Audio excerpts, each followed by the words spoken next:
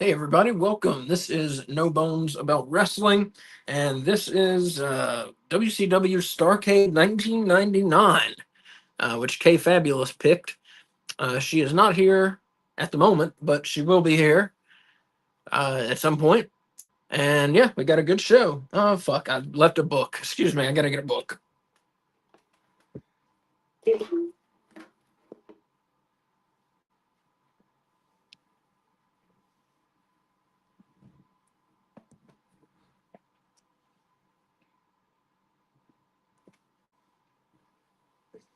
All right, sorry about that.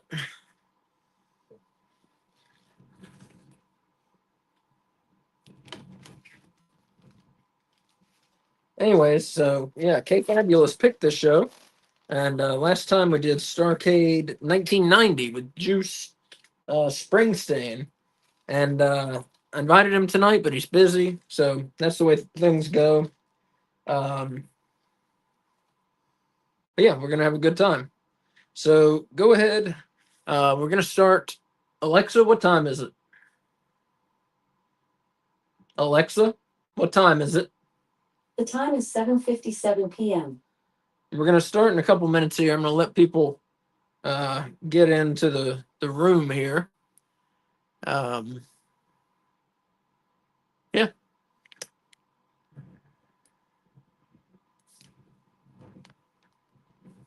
So Starrcade 99 was at the MCI Center.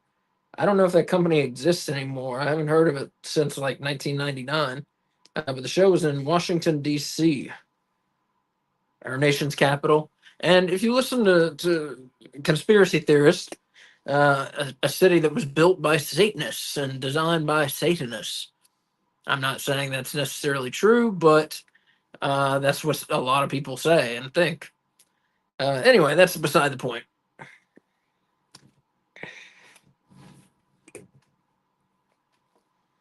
So yeah, I'll go over the card here before we begin. Main event is world champion Bret Hart defending against Goldberg, and this is the infamous match where Goldberg kicked Bret Hart in the head, like for real, and Bret Hart got a concussion, and the concussion ended up ending his career. Very sad, and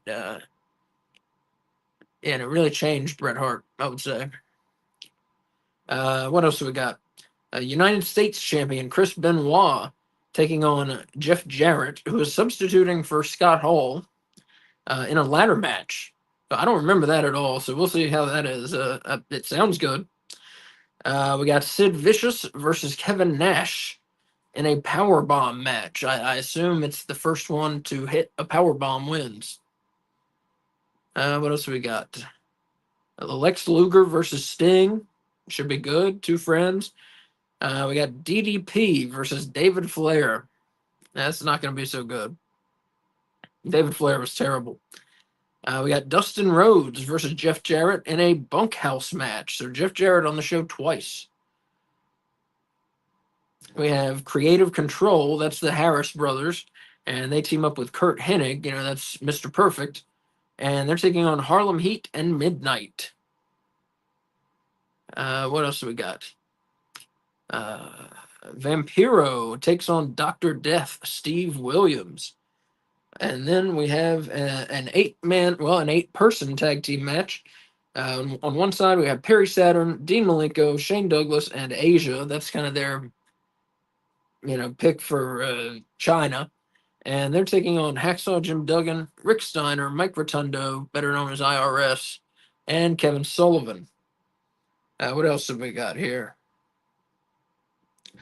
Hardcore champion Norman Smiley versus Meng, maybe better known as Haku in the WWF.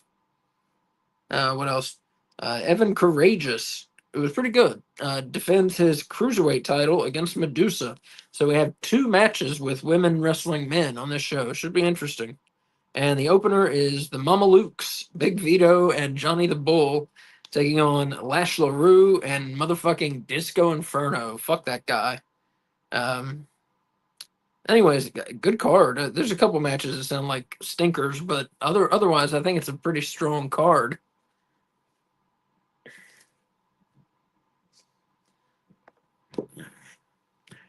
So yeah, I'm gonna just in a couple minutes we're gonna start. So I would go ahead. It's on Peacock, the show. So just open Peacock, go to WWF section, go to the WCW section, go to Starrcade, and then we're watching 1999. So what you want to do is just pull it up real quick and then pause it at 0. So you can, it's easy. You can hit rewind and then pause it if you miss it the first time. But pause it at 0 so we're all synced up. And then throughout the night, if you get off or something like that, I'll give what time I'm at in the pay-per-view. Yeah, well, so we got people coming in now, thankfully. So yeah, we're gonna start in just a couple minutes here. Alexa, what time is it? It's 8:02 p.m. It's 8:02. So I'm gonna give people just like 1 or 2 more minutes to come in, and we'll start. And as I was saying, just go to Peacock, go to WWF, go to WCW, go to Starrcade, and then go to 1999, and just start it and pause it, and at 0. Yeah, sounds like a good show. Jeff Jarrett wrestling twice. I'm trying to remember who was in charge, like who was the booker at this point. I think it was Russo still. I feel like it was. He started at Halloween Havoc, 1999. So I don't think they fired him 2 months in. So I think this is a Vince Russo book show. If somebody knows otherwise, just tell me. I should have looked that up, but I didn't. But yeah, I swear this is a Vince Russo show, I think. It's got Jeff Jarrett twice. It's got Norman Smiley. It's got women wrestling men. This sounds like a Vince Russo show. All right, so a couple people just came in, and I'm gonna repeat myself one more time, and then we're gonna start. So yeah, go to Peacock, go to WWF section or WWE, whatever you call it. Go to WCW, and then go to Starrcade, and then go to 1999. And you want to pause it at 0s. And if you miss it the first time, just press rewind, then press pause real quick. So I'm gonna give people 30 seconds, and then we're gonna start.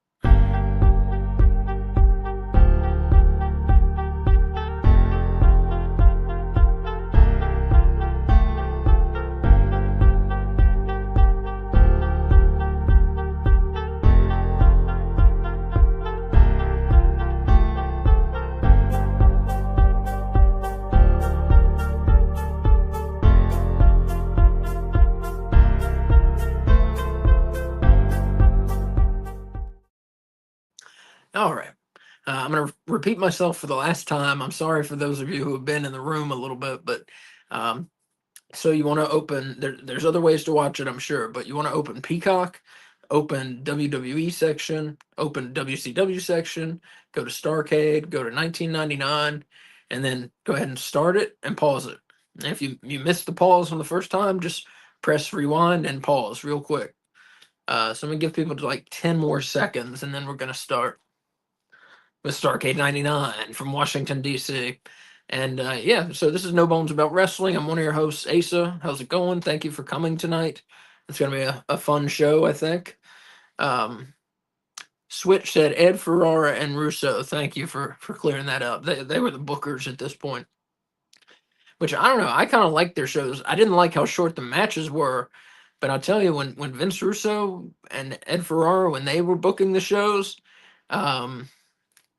you never knew what the fuck was going to happen on Nitro or on Thunder. You never knew what was going to happen. You could not predict it, and that's a fun part of wrestling when you don't know what's going to happen.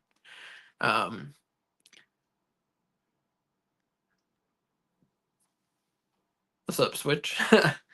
So yeah, all right. I'm gonna count from 10, and we're gonna all press play at the same time. All right. So 10, 9, 8, 7, 6, 5, 4, 3, 2, 1. Play. It's the tradition. Starrcade 99, the granddaddy of them all. The Revolution faces Hacksaw Jim Duggan and 3 mystery partners. Who will Duggan bring to Starrcade? If Duggan wins it, the Revolution must take over the janitorial duties of WCW for 30 days. Fucking janitorial duty match. That's Vince Russo. Yeah, that's for sure. Former friend, the total package. If Sting beats the package, Elizabeth's contract with the package is null and void. Creative control and Kurt Hennig doing the bidding of the powers that be. Thanks Harlem Heat and Midnight. Oh, there's another woman in the match. Yeah, Midnight. So there's 3 matches with women wrestling men, which I mean that's cool with me. That's in Mexico they do that. So, and it's just like in WWE. Some of the women in WWE are better than most of the men. That's what I think, anyway. I mean, they did. Disco Inferno and Lash LaRue. Ridiculous. Everything. This is the Dark Angel Vampiro. If Vampiro wins it, he gets 5 minutes with Oklahoma at Starrcade. WCW Cruiserweight Championship on the line. Having courageous defense against his former significant other, Asa. Who is the master of the powerbomb? Every match has got a fucking stipulation. Switch says, I miss how hyped the intro used to get me back in the day. I don't know, man. It's got me hyped. It seems like a good-ass show. I haven't seen this since like 1999. So I don't remember. I remember the main event, but I don't remember much else about it. And there's the new WCW logo, which a lot of people hate, but I liked it. I thought it was cool. You're the master of the power bomb? What's this power bomb? I have 2,000 ways to put this thing back. What are you, some tough guy? I'm gonna power bomb you to the Earth's core. Gonna power bomb him to the Earth's core. I love Sid Vicious, man.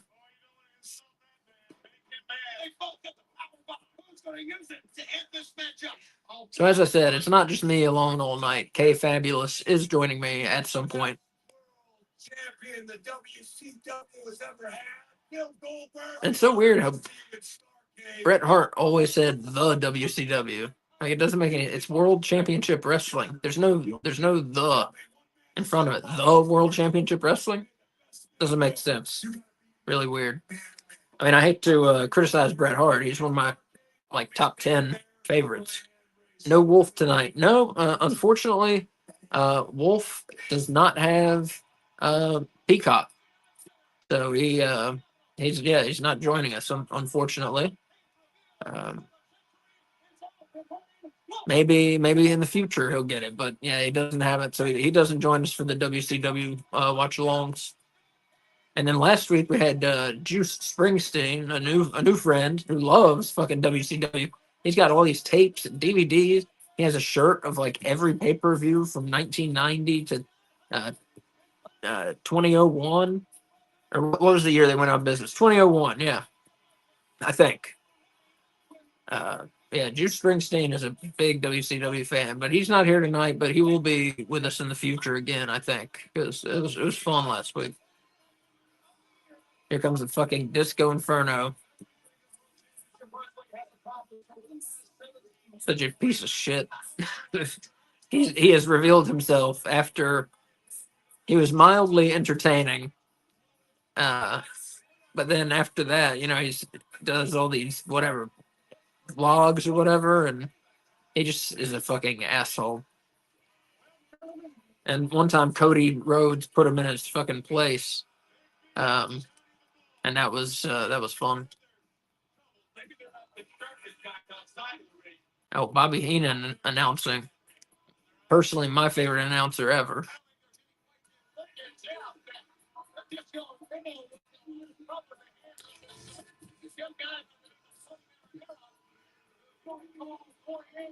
I love that set with the stars. I love it. I was back in the day, everybody was all about the Attitude Era, and I mean it was awesome. I was too. But I like WCW better.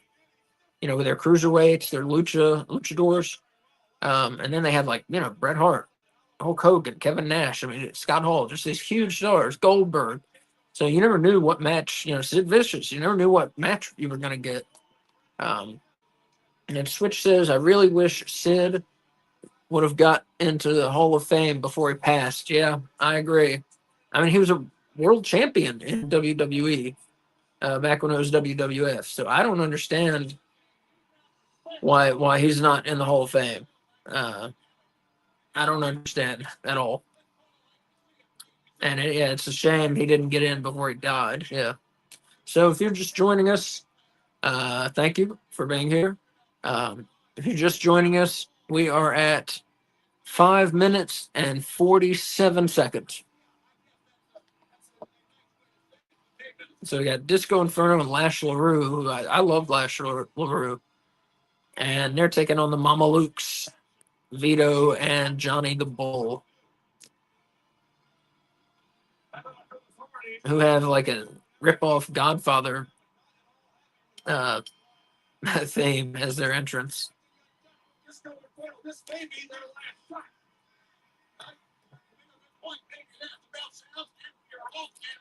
On some of these WCW shows, well, pretty much on all of them, they change people's music, which really sucks.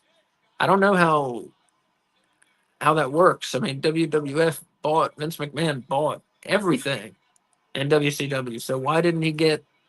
He got some of the theme songs, but he didn't get some of the theme songs. So I don't understand. And Switch here says Lash always gave me Y2J vibes. Yeah, I can see that definitely. Yeah, this young guy, trying his hardest and.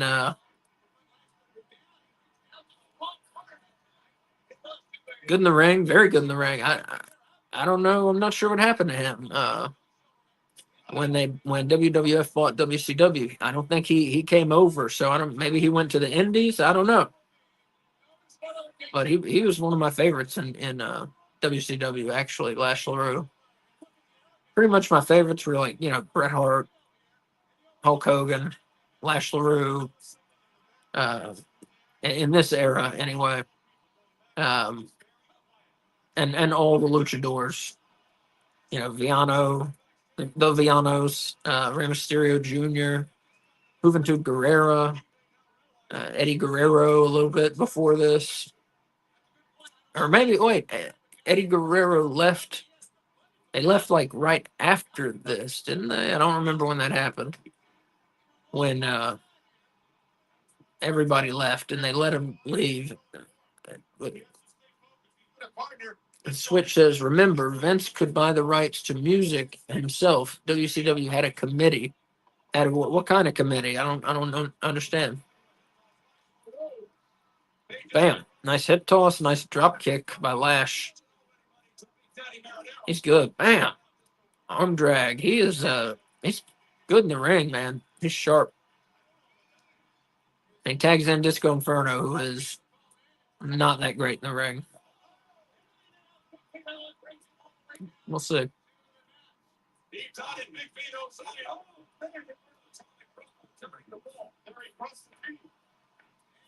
Not bad. This match has been pretty good so far. A lot of action, no rest holds or anything like that.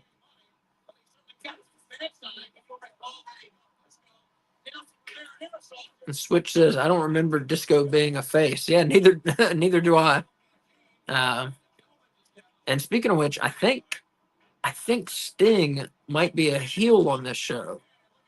I'm not sure, but I think he's facing Lex Luger, and I think Sting might be the heel.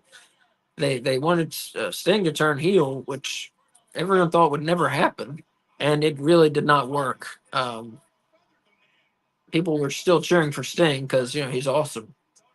So yeah, it didn't work. Same thing with like Goldberg's heel turn whenever they did that, just didn't work. Everyone wants to cheer for Goldberg. I mean, a lot of people, I should say, a lot of WCW fans. Uh, that's dumb making him a heel. Just WCW was great, but had just a long series of dumbass moves that drove them out of business. Okay, Fabulous is here. That's awesome. What's awesome?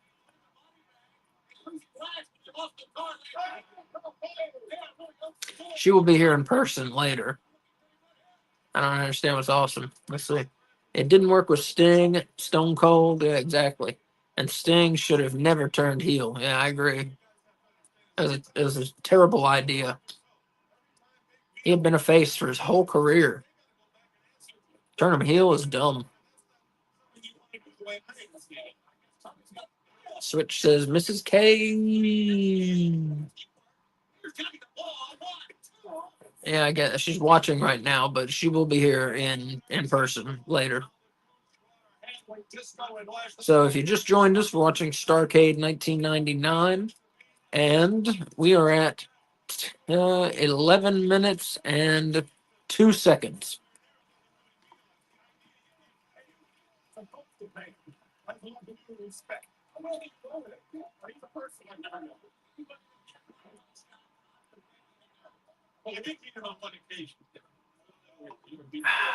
Oh, what an evening. Okay, what a great guy.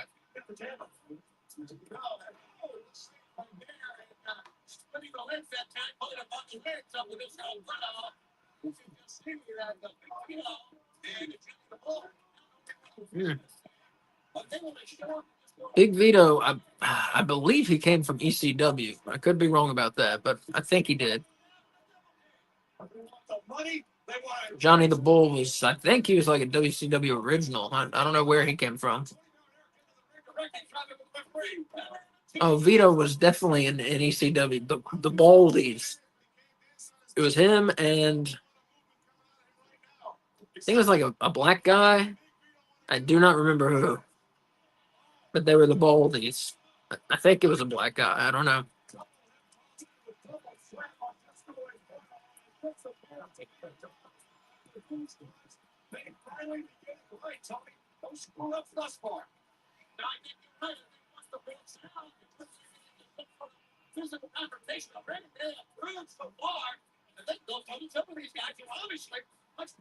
Mm.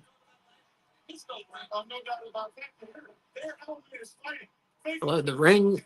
I love the sound of the WCW ring. It's very different from WWF. The WCW ring kind of echoes, and the WWF ring is just like it makes one noise when you fall. And Switch saying the crowd was into this match. Yeah, definitely. Good. I mean, good opener here. It's been very good. Except right how he sold that. But it's been very good. Surprisingly, with Disco Inferno in it. There we go. Get him out of there. Lash LaRue. There he goes. Just like Tony said. There he goes. Nice. Nice drop kick.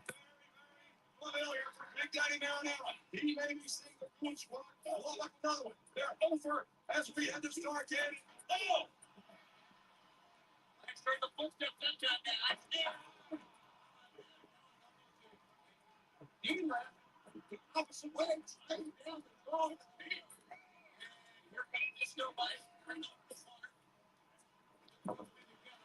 Yeah. Whoop.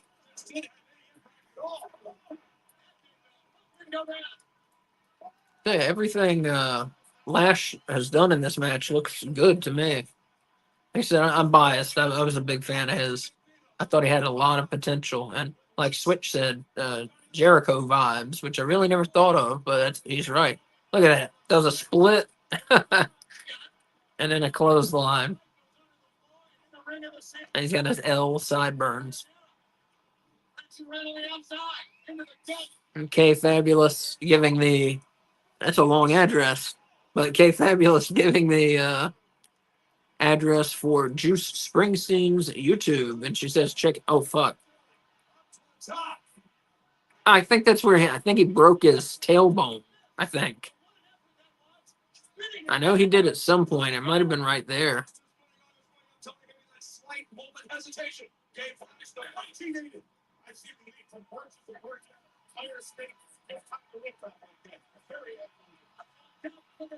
Oh, nice frog splash.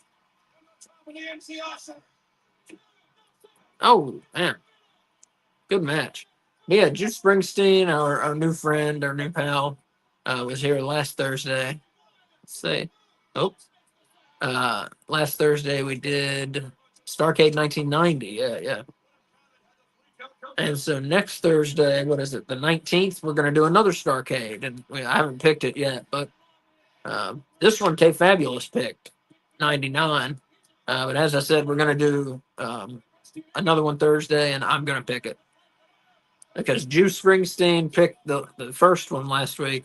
K Fabulous picked this one this week, so I'm picking it next week.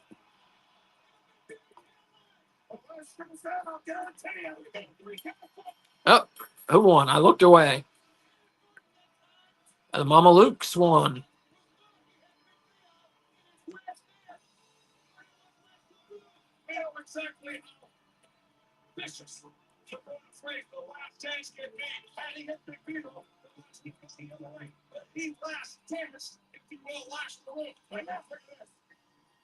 Here it comes, the ounce of flesh, for 25 grand. That's what you're here for. They beat them, they made them look bad. Now they want their money.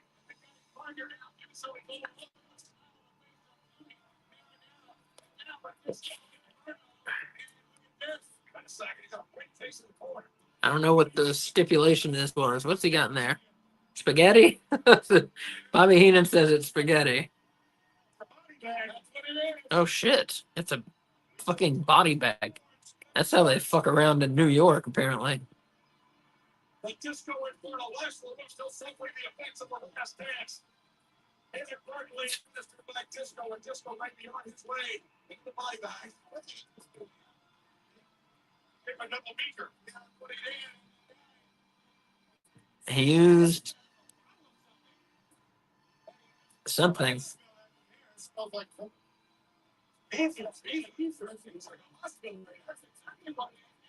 Ether. All right. And here comes Disco and the fucking body bag. And Switch says Bobby was great, my all-time favorite. Me too. Same. Yeah, he was so good at getting over heels, which gets over the baby faces, and just telling the story of a match, like doing what announcers should do. He was great. This team was great. I thought Tony Schiavone and Bobby Heenan, one of my favorite announced teams, definitely. Bobby Heenan, I think, was at his best with it was Gorilla Monsoon and Bobby Heenan in the WWF. That was a pretty good team. My second favorite team, announced team, is probably, God damn, what's his name? Bobby Heenan. No, it wasn't Bobby Heenan. I'm sorry. Gorilla Monsoon and Jesse Ventura. Okay, I couldn't think of Jesse Ventura. Well, they put Disco Inferno in a body bag for 1 minute and took him out. So I tell you, Bobby Heenan had a terrible health problems near the end of his life. I think he got cancer, and by the end of his life, he didn't even resemble his former self. Very, excuse me, very sad.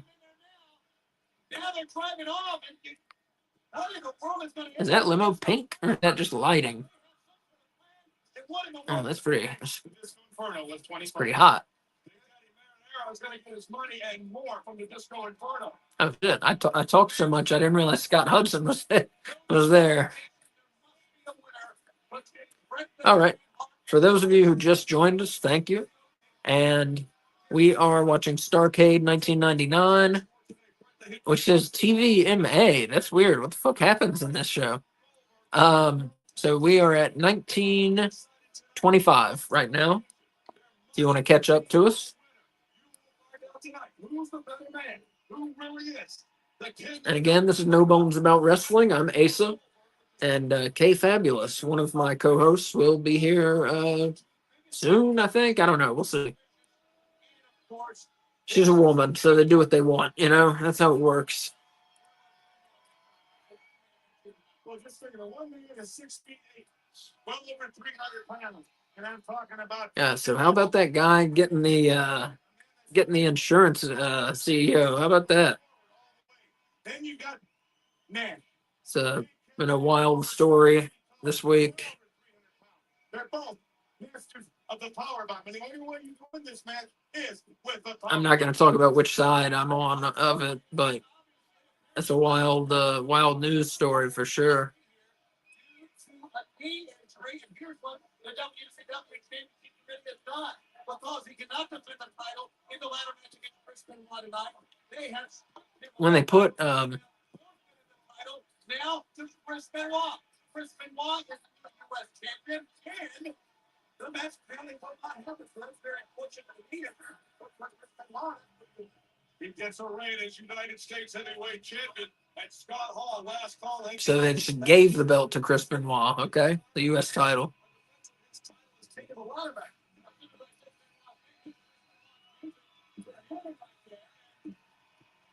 Chris Benoit is still one of my all-time favorites. I mean, what happened with his family was terrible, but, you know, with all of his concussions, I don't think he was in control of himself, you know?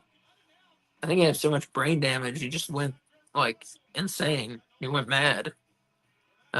Very sad. Another sad wrestling story, which is nice. Today we don't have as many sad stories, which is very nice. The wrestlers aren't, you know, drinking in the back and doing drugs and fucking people and, you know, whatever they want to do. That doesn't really happen anymore, as I understand. WCW's executive committee stated that Not good on the mic, but great in the ring. So good. I'm one of the best to ever do it, no doubt. not only does he forfeit the ladder match, but along with it, forfeits the U.S. heavyweight title, which in turn makes me the new U.S. heavyweight champion.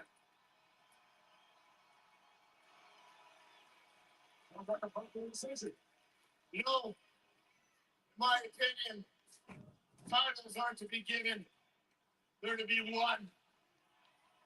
The Crippler's got a motto: sweat more in peacetime, bleed less during war. I came to DC tonight to kick some ass.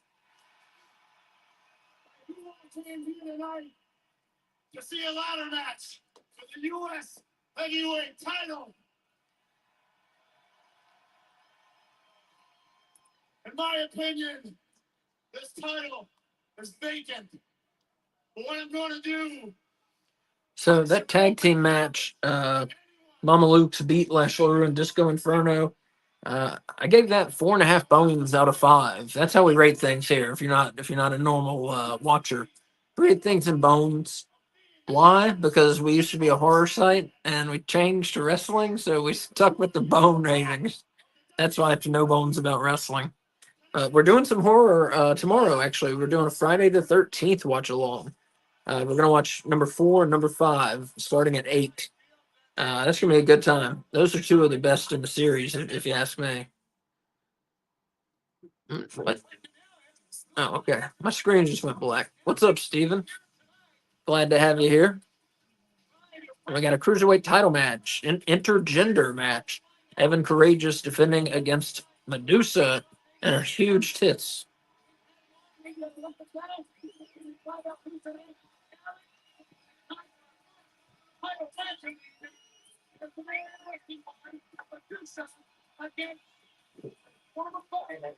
I think K Fabulous is about to join us.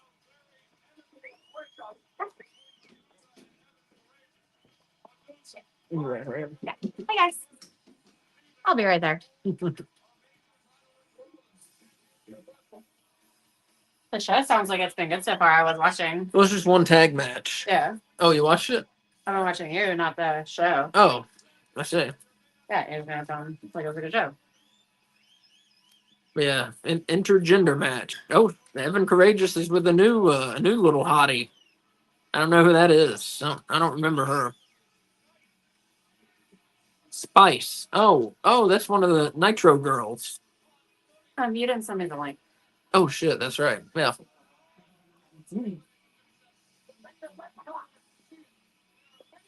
What?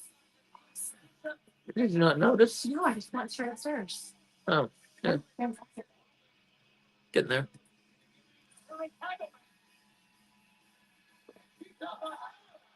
Just 1 second. I'm trying to give Kay the link. What? No. Sorry, I'm trying to give her the link. Let's see. Where is she?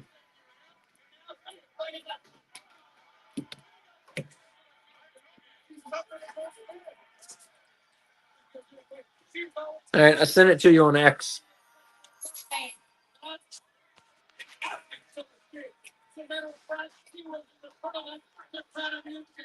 All right. All right, good. I didn't lose everybody. Asa joins the House of Black. Oh, did I go black for a minute there? Sorry about that. Switch says, it's K! In my Tony Schiavone voice. That was a bad Tony Schiavone impression. I thought it was going to be good, but it was not. Oh, shit. Evan Courageous power slam on Medusa. Oh, nice. Evan Courageous. Very good. He's another one. I don't know what happened to him when McMahon bought WCW. No idea what happened to him.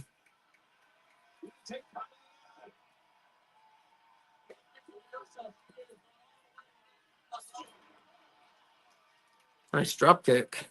Medusa wrestling barefoot. Is she? Yeah, yes. Evan Courageous slams her.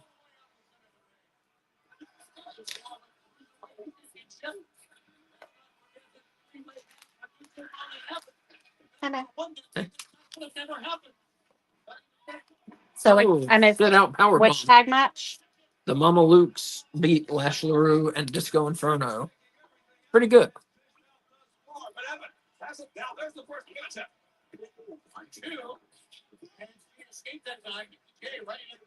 Wasn't that a 3? Didn't the ref just count 3? Steven says 3 count with Evan, Gregory Helms, and Shannon Moore. Hell yes, they were awesome. They were an awesome team, whether they were in a 6-man match or tag team or whatever. All 3 of those guys were really great.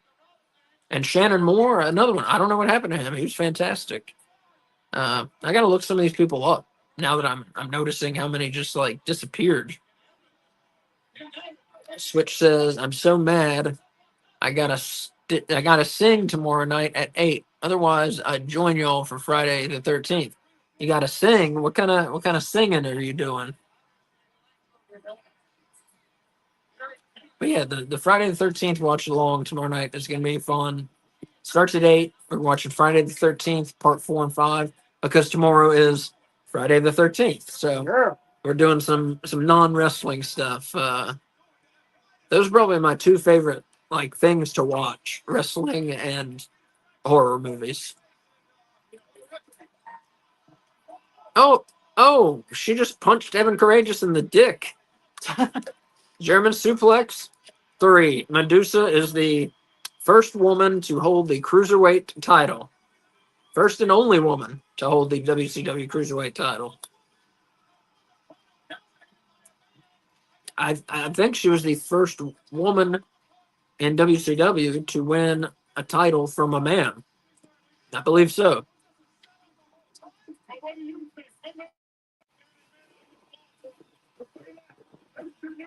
Oh, dude, you just win it? Yeah. Here's K Fabulous. Yay. So, yeah, you missed the opening tag match and you missed the Cruiserweight title match. Oh. Who's that girl with Medusa? That's Spice. She was with Evan. She's a Nitro girl. She was with Evan Courageous, but she punched him in the dick for some reason, and then he got German suplexed and lost. Did she choose her name because the Spice Girls were really popular? I don't know. I don't think so. Maybe. Wait, no, they weren't popular in 1999, were they? Is this? Oh wait, no, this is the end of '99. Yeah. It's when the movie came out, I think. So Switch says R&B, hip hop, rock. So like, where do you sing? Are you in a band or what do you? Where do you do this?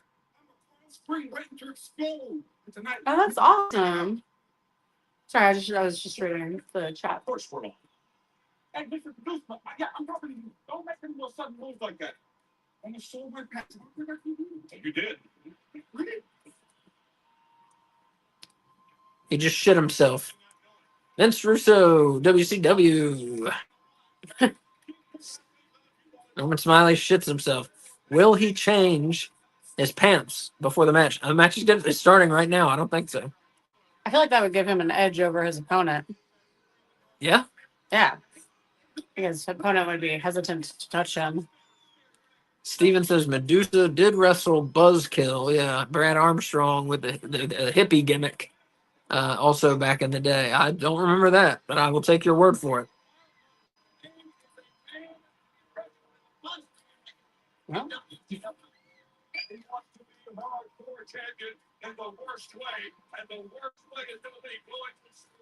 I did something bad. What?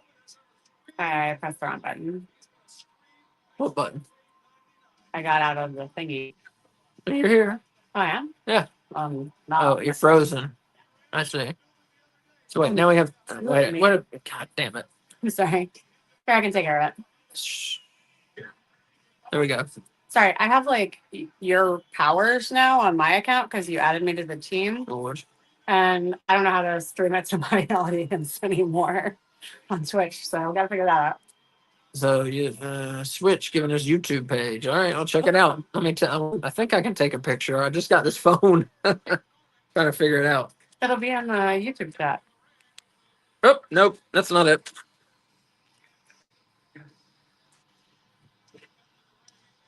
Well, it wasn't that button. Cool.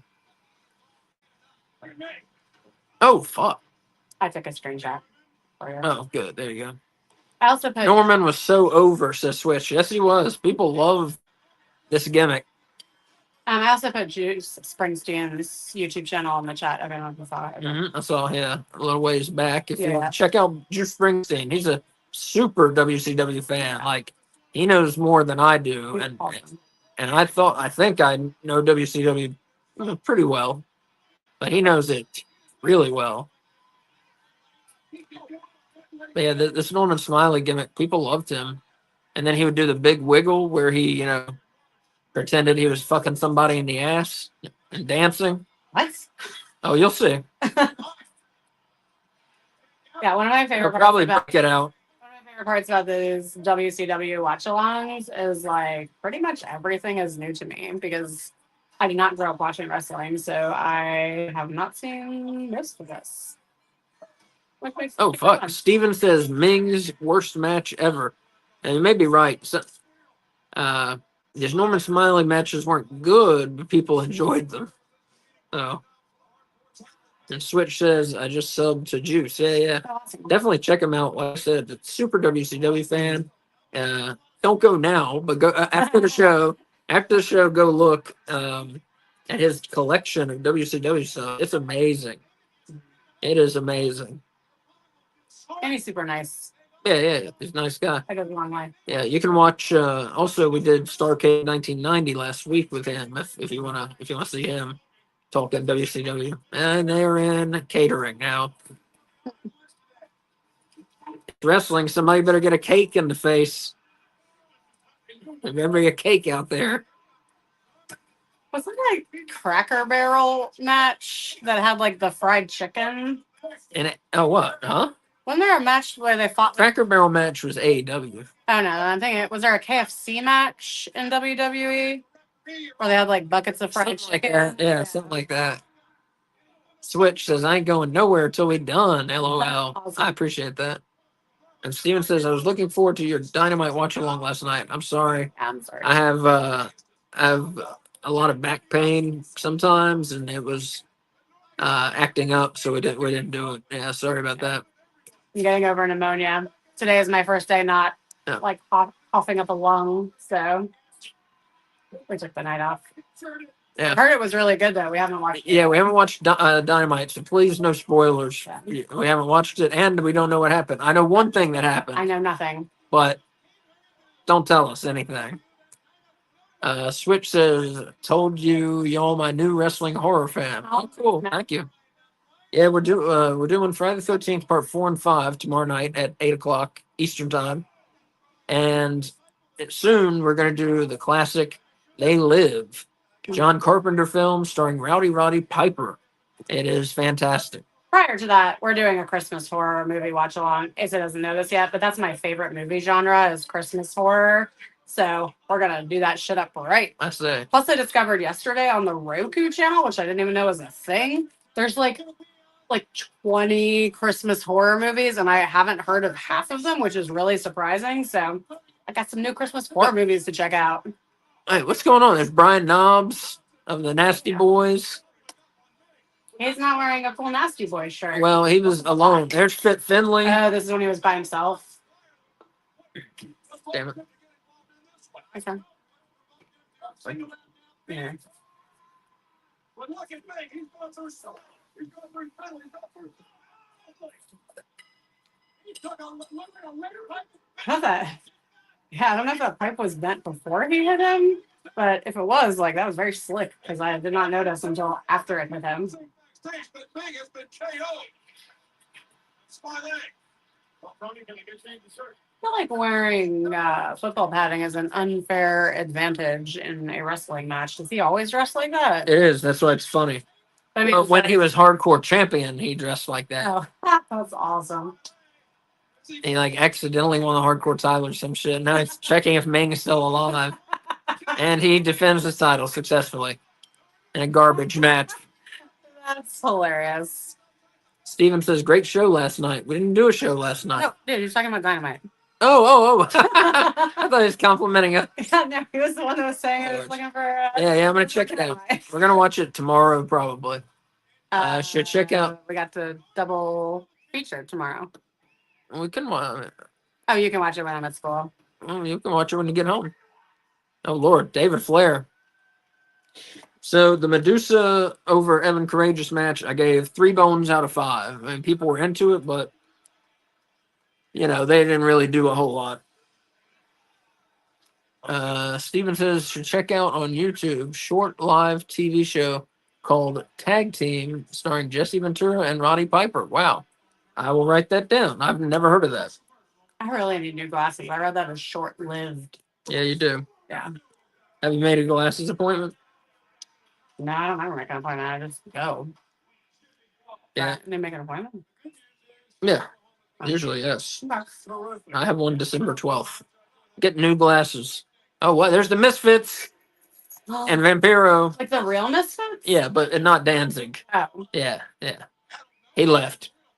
So some of the Misfits. Correct. Y'all, if you haven't listened to the Misfits or Danzig when he's by himself as just Danzig, holy shit, that's good. That's true. Mother. Check that shit out. Oh my God, it's so good. You have to listen to it so loud that you can like feel it in your chest, and it's just like, wow. Hear what That's- they say, It's awesome. mother. Mother. Yeah. His voice is like astoundingly awesome. Yeah, I miss Roddy Piper very much. He was so energetic and just, you never knew what was going to happen when he was around, and that was cool. And Switch says, I really hate how they did Junior with that Oklahoma mess. Does he mean JR? Oh, did JR? I'm sorry. Yeah, I don't. That's bad. What are you talking about? They Ed Ferrara, one of the writers, he was Vince Russo's writing partner Mhm. in Vince Russo's first stint with WCW. He would dress up as JR and imitate him, and he called himself Oklahoma, and he would even like JR has Bell's palsy, Yeah. and he would even imitate the Bell's palsy. It was very bad taste. Even Yeah. then, yeah, it wasn't funny. Was this pre-stroke or post-stroke? I think it's pre-stroke. Yeah. So this is when Russo was the powers that be, but you didn't see him. It's weird seeing Jim Duggan without a 2x4. Hacksaw Jim Duggan in There we just a go. moment. You'll be defending the pride of It's in his natural element, you know. We still don't have any idea who the three missing Martins are. That's why it's called a mystery. I can't tell you. But I'll tell you this. All three of them are truthful Americans, just like Hacksaw Jim Duggan. And but you gotta excuse me now, Mike, because I have to go out and defend our country. I wish we had met him when he came to AML, you know? That would have been cool. Yeah, I love Hacksaw. Well, You gotta love him. You gotta love any action figure that comes with a freaking 2x4. There, it comes with a 2x4. I've only seen one action figure of him and it had a 2x4. Oh, It cool. might have been like, like nowadays they do like those fancy action figures for like adult toy collectors. It might have been one of those, but I don't think so. I thought it was designed to look retro anyway.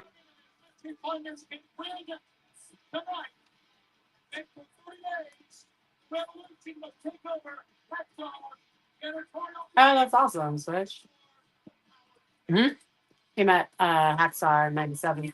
Steven says, "Rest in peace, Kevin Sullivan." Yeah, that sucks. Kevin Sullivan's dead. He was so underappreciated. He booked WCW for several years, and I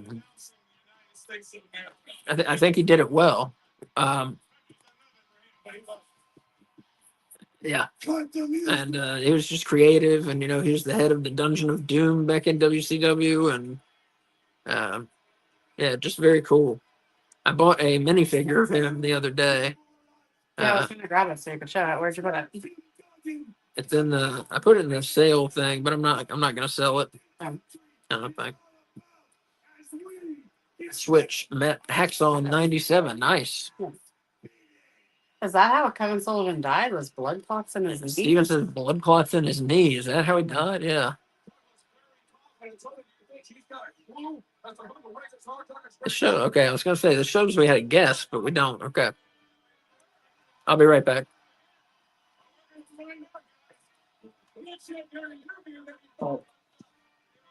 Myself? Oh, you want to grab it? I can go if you're gone. Hey guys, our pizza's beeping and Asa left the room, so I gotta go grab it. I'll be back in like 45 seconds probably.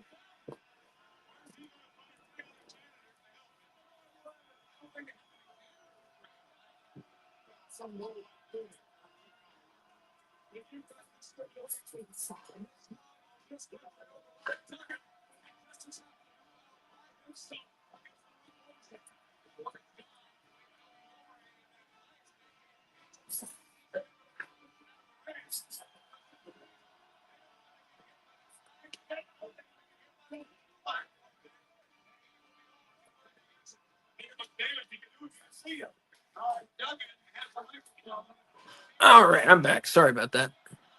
What? So the Norman Smiley versus Ming hardcore title match. Steven says he's taking over the show. Well, I'm back. You can't. But Norman Smiley won. He pinned Ming after interference from Brian Knobs and Fit Finley. And that match, I give half a bone. Terrible, garbage match. Nothing interesting happened at all. They were just like walking and throwing shit around.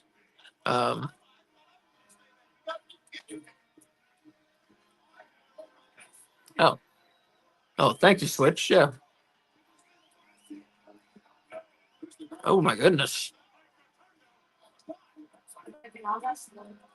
Yeah, oregano. garlic powder. Just a dusting of garlic powder. There's Kevin Sullivan. Yeah, speaking of him.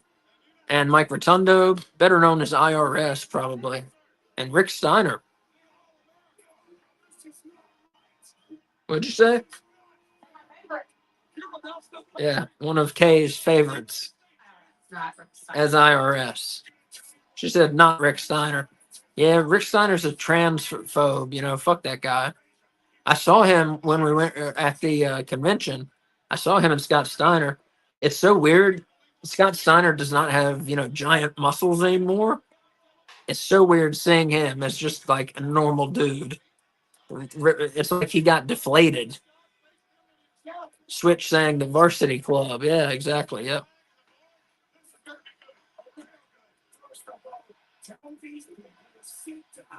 And Hacksaw in his fucking janitor outfit.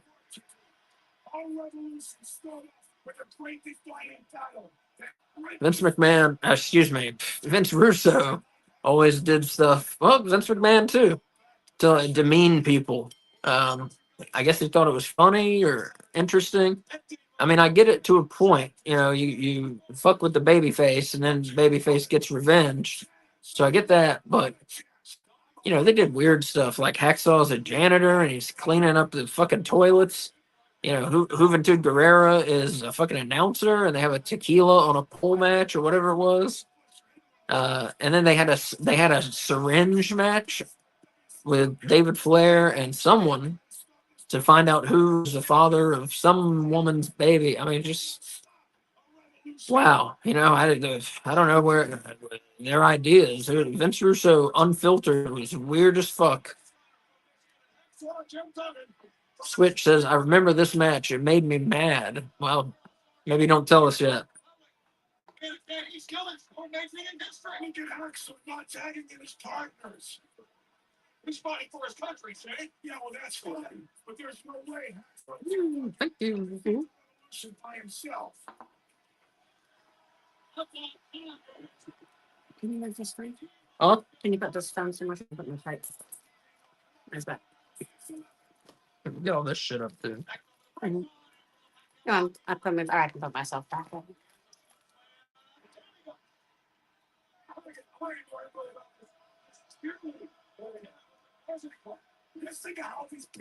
Sorry, guys, that was longer than 45 seconds, but anyway, so it's back, so I took longer to get our food. I know it's Washington, D.C. You know this here. William Jefferson Clinton. You don't know about him. A liar. I didn't inhale. Second president of American history to be impeached. And the guy with the chick out of the desk. Oh, it's so funny. Do you think Who is that? Who's saying that? Oh, right. Stephen, Judy Bagwell. It was Judy Bagwell on a forklift match, not a pole. But yeah, you're right. That was another weird thing. But see, like I said, I kind of enjoyed it because you never knew what the fuck was going to happen on Nitro. Like, you could not predict the show. Not at all. The Filthy Animals buried Ric Flair in the fucking desert, buried him alive, and just all this shit I was talking about. Switch says Dean was one of my faves in the ring. Yeah, he was very good. Usually a heel.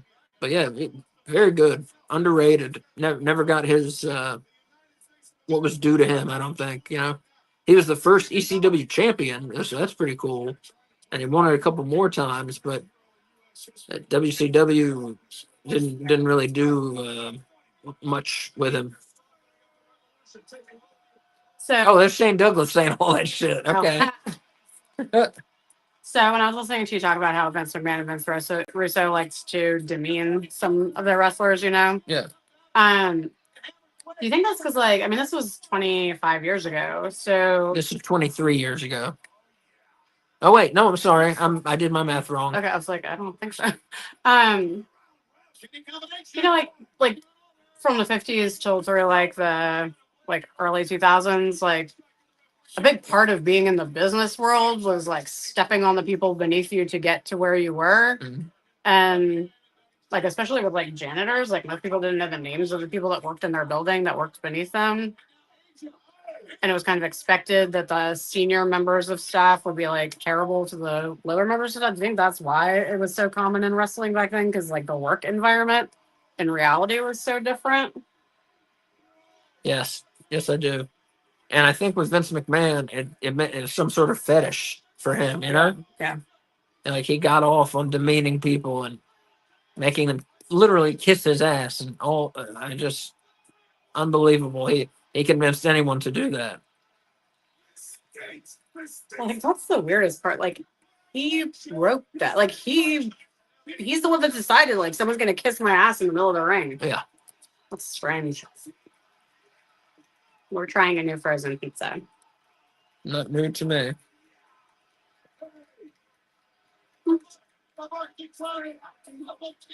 Mm. Oh, that's good. Yeah, it's a good pizza. Oh my god. What's somebody else the team? Asia, Dean Malenko, Perry Saturn. Who's the fourth? Is it Shane?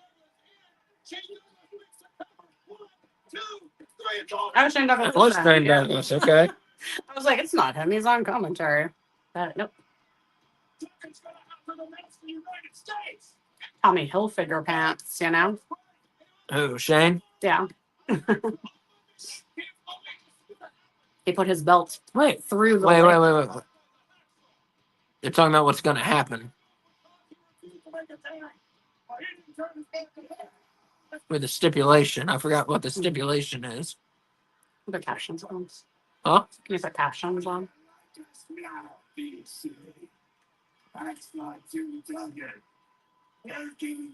Right, there you go. If you're just joining us, we're at like 5103-ish on Peacock on Starrcade 99. You will denounce this stinking country called America. You will denounce your stinking citizenship. Yeah.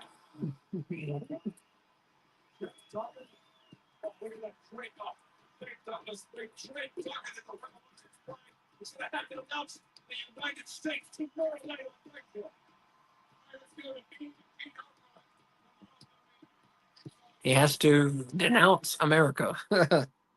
That's quite a stipulation. Oh, there's Misfits again. What is he Minus Danzig.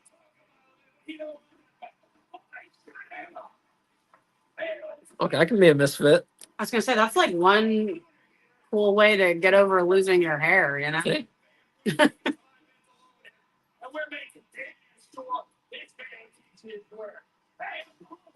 I'm a misfit. No.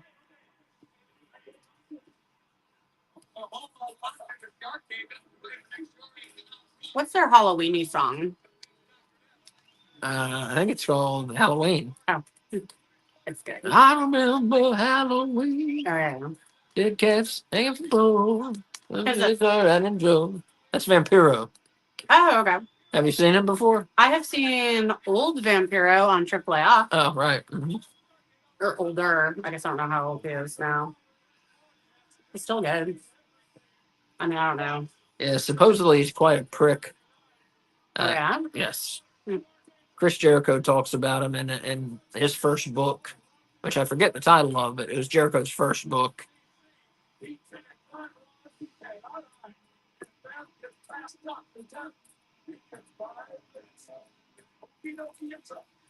So the last match, let's see.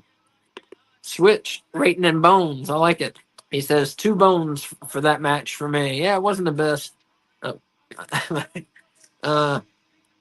I gave it 3 bones out of 5. There was some good action. But yeah, it didn't go anywhere, no story. And Shane Douglas comes from the announce table to make the pin. Yeah, not great. Well, it's so weird because he's got his arm in like a metal brace, you know? Yeah. So far, we got the Mama Lukes beat Lash LaRue and Disco Inferno, 4.5 bones. Medusa won the Cruiserweight title from Evan Courageous, 3 bones out of 5. Norman Smiley defended his hardcore title against Ming successfully, 1/2 of a bone. God. Yeah. And Hacksaw Jim Duggan, Mike Rotundo, Rick Steiner, and Kevin Sullivan lost to Asia, Dean Malenko, Perry Saturn, and Shane Douglas. And it was okay. I gave it 3 bones out of 5. I hate that I missed IRS, you know? You didn't watch this match? I was doing the pizza. Oh. I came in for the pin. And I missed Slash LaRue, who I love. Yeah, you missed Lash. His mannerisms remind me of Will Ospreay. Huh. So, somebody said he reminded them of Chris Jericho. I could see that. I think his wrestling style kind of matches more with Chris Jericho than Will Ospreay. Yeah. But his like movements getting to the ring and stuff Mhm. remind me of Ospreay. Oh, what's his name? Dr. Death Steve Williams. Okay. I thought that's what it was, but it sounded weird in my head. So yeah, Vampiro versus Dr. Death. I never got the appeal of Dr. Death. He never did anything for me. That's because you're not from Oklahoma. And yeah. Yeah. Dude, Vampiro looks freaking awesome. Yeah, no, he looks great. Yeah. Is that why the Misfits are there? They're here with him? Yeah. Okay. Do they still tour? Yeah. Mm. There's no Danzig. It's not worth going to. Is Danzig still tour? I bet. I bet he does. Yeah, let's go see Danzig. Because we watched like a live concert on YouTube or part of it from him recently, and even though he's like old and doesn't look the same, he is still like fucking rocking.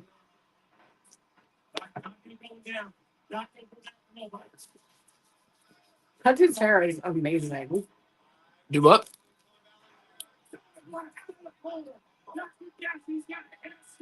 That dude's hair. What dude? The Misfits dude. Oh.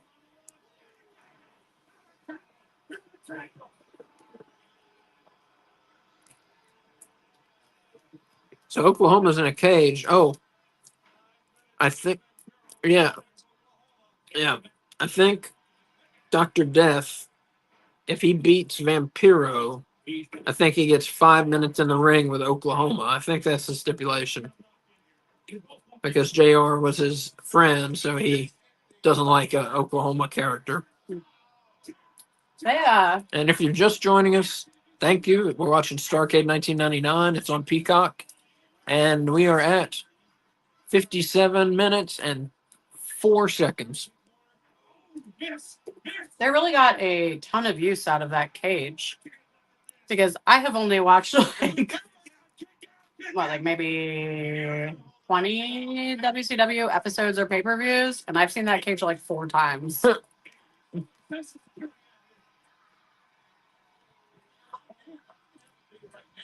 that's good. You want to get your money's worth, but odd.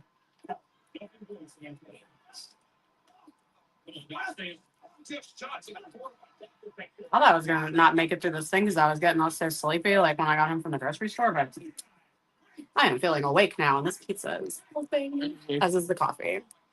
It's important to eat, y'all. Don't forget, because then you get real tired. That's my PSA for the night. Eat food.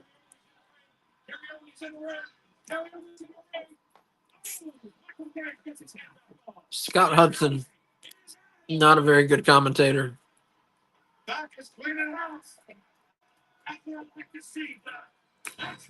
Dr. Death is so not over at all. Oh my God.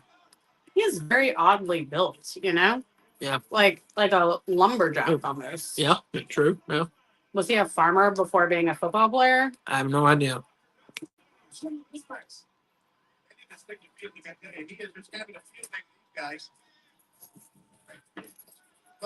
He's like a tube, you know? Like a toilet paper tube or something. It's like the same circumference all the way down. You know, okay, Oklahoma's right about that. With all those men in the ring, they shouldn't have been there because the referee lost control.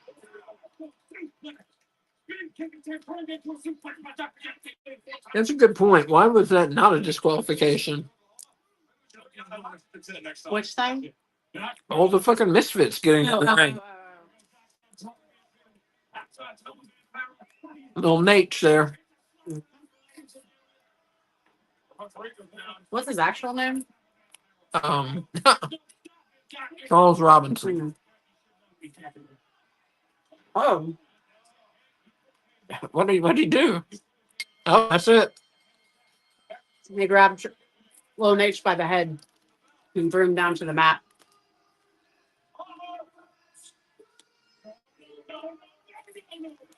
God, his like kicks look terrible. Oh, Steve Williams. yeah. Like I said, I never got the big deal with him. He's like kicking him with his own shins. Nope. Weird. Oh, there we go. There's a foot kick. That was so terrible. It's like Hogan chair shots. Ah, He's down. I have to take him. So you're gonna do have you seen that compilation of Hogan chair shots? No. I'll show you. security now. I pinned him. I'll have him. Hogan had a reputation as a very safe worker. You missed those chair shots at WrestleCade and that Joey Janela and AJ, what's his name? AJ Francis. Yeah. Tag match against George South and Ricky Morton. Yep. Oh my God, when they were fighting George South, it was worse than Hogan's chair shots. Like they so clearly were trying so hard not to hurt George South that it was like, why are you even wrestling him? I was like, I've seen a lot of George South matches. He can take it, you know. He's old, but he's tough. Did you? I think I sent this to you, but I want to see if you saw it. Well, I'll show it to you later. Okay. Oh wait, no, I'm on this phone. I'm on the other phone. Okay, I'll show you now. Oh yeah. You saw this? I don't know what I'm looking at. Oh wait. Read it.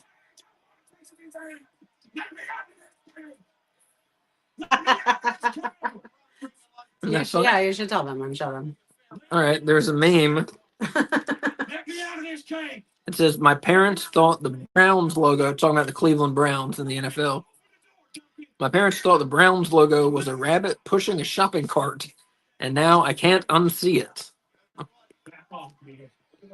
He's getting up. Go get him. Go get him, Oklahoma. So before he gets to his feet, business about to pick up. Yeah, definitely looks like a shopping cart. Yeah, a rabbit pushing a shopping cart. Takes off the hat. That's funny. Okay. I appreciate that their helmet is just like orange with nothing on it. I like it.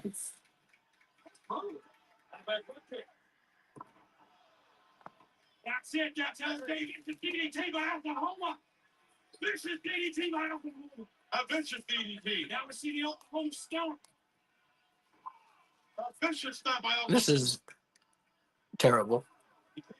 That shirt does not fit that man in many, many ways. It looks like an old timey like pajama shirt. Like one of those like long Victorian ones almost, you know?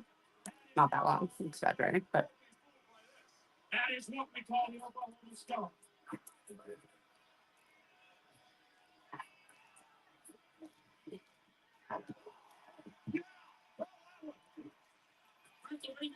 And now surrounded by the Misfits. Oklahoma has come on Mike. And he's back in the ring with a recovered back hero. And Hero, look at that. He tried that front kick in. By Oklahoma. Oklahoma the legs. The 5-minute match. ah, I just thought of something. I was thinking about like tomorrow's watch along, you know, with Jason. Yeah. And I was thinking about how we should have like trivia questions or just like fun facts about the two movies and whatnot. And then I was thinking about like having like a game show type of thing.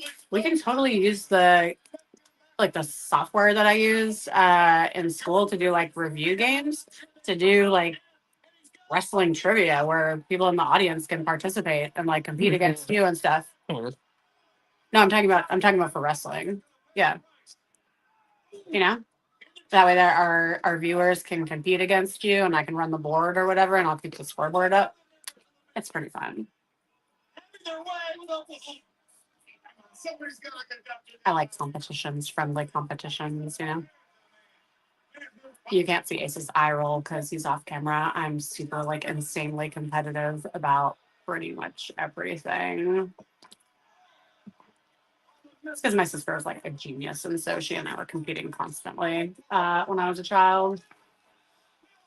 So is this a match? I guess. Okay. Wait, what? That was like a what? Didn't they already do the 3 count? No. Oh, I thought before Oklahoma got in, their match was already over. That's why I was not super focused on it because I thought it was between matches. Mm-mm.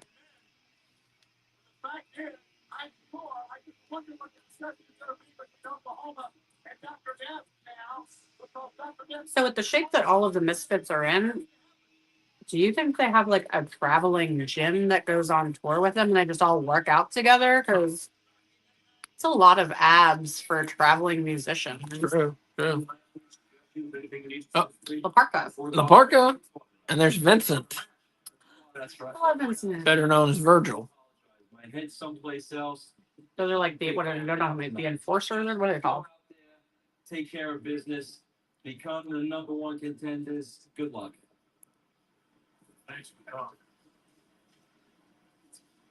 Those twins, what are they called? Creative Control. Oh, those are. Determine the #1 contenders to the WCW World Tag Team titles. However, it seems So that last match, Vampiro pinned Oklahoma. I gave that one bone out of 5. I got some stinkers here tonight. And Vampiro versus Dr. Death Steve Williams. I'm gonna give 2 bones out of 5. Sorry guys, I picked this one because on paper it sounded really good. I agree. Plus, I'm really looking forward to that Jeff Jarrett ladder match. Look, man, me and you've been up and down the road. We fought our way to the top. We did everything we had to do in this business. But you know what? Tonight, I ain't watching no back tonight. What? Talking about, man, we got to do that.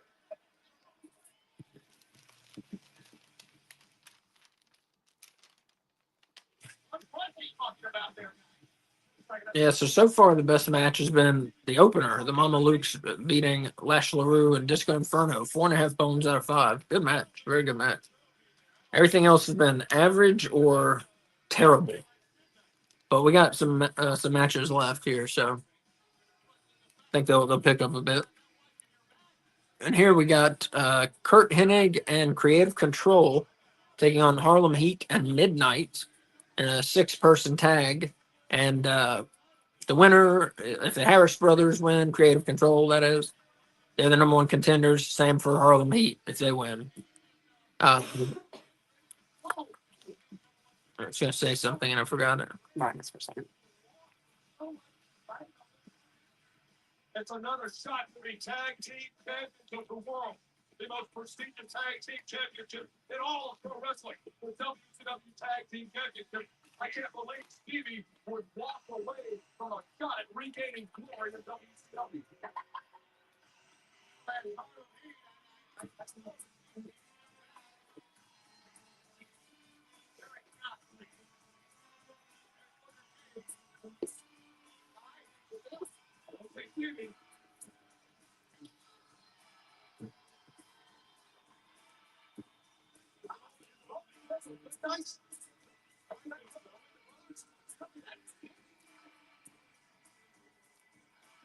Pen's nice. Huh? Your pen is nice. I'm Very aware. smooth. They stopped making my favorite pen as a teacher. I find that very distressing because I'm so like anal about what I write this. Booker T eventually got super over and got his due. He won the WCW World Title at least once, maybe twice. I'm not sure.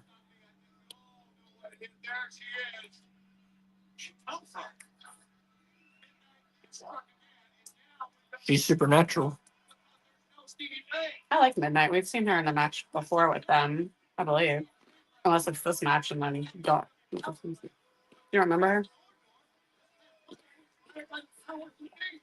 No. Too good a job. Powers of Be just don't like midnight. When you tell me not to buy pizzas, I'm never going to listen to you again. And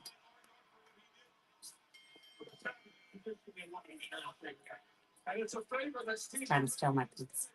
to it to the Powers of Be failing on this match, leaving Booker T at midnight to face. Switch says ref Charles Robinson has been around for a long time. Yes, he has. I can't even remember when he started reffing. He's, a long time. You know what I just realized? Like, he's still riffing, right? Yeah. So WWE.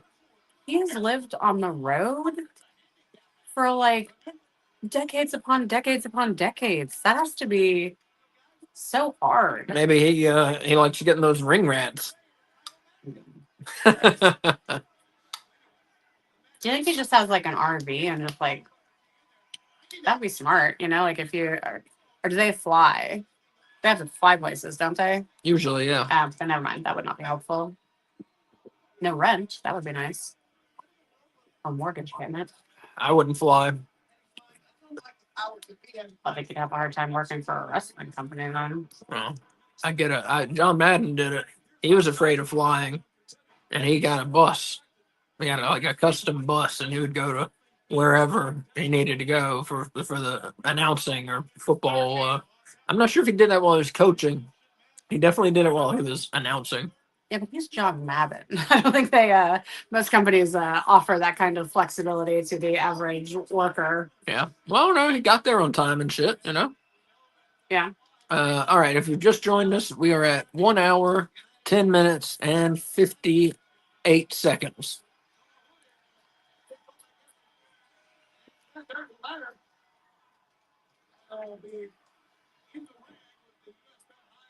Do they always wrestle in dress shirts?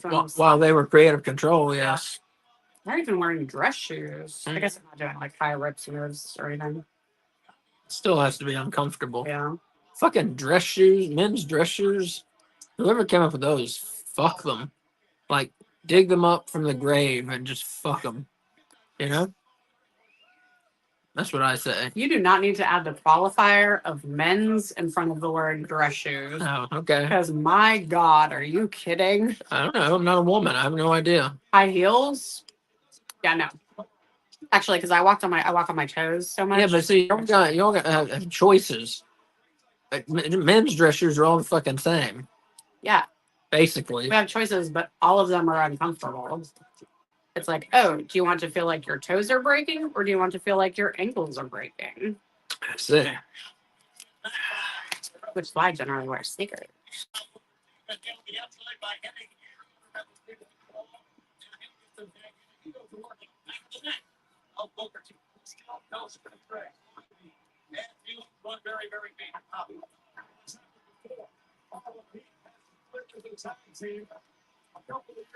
I had a job where they made me wear high heels.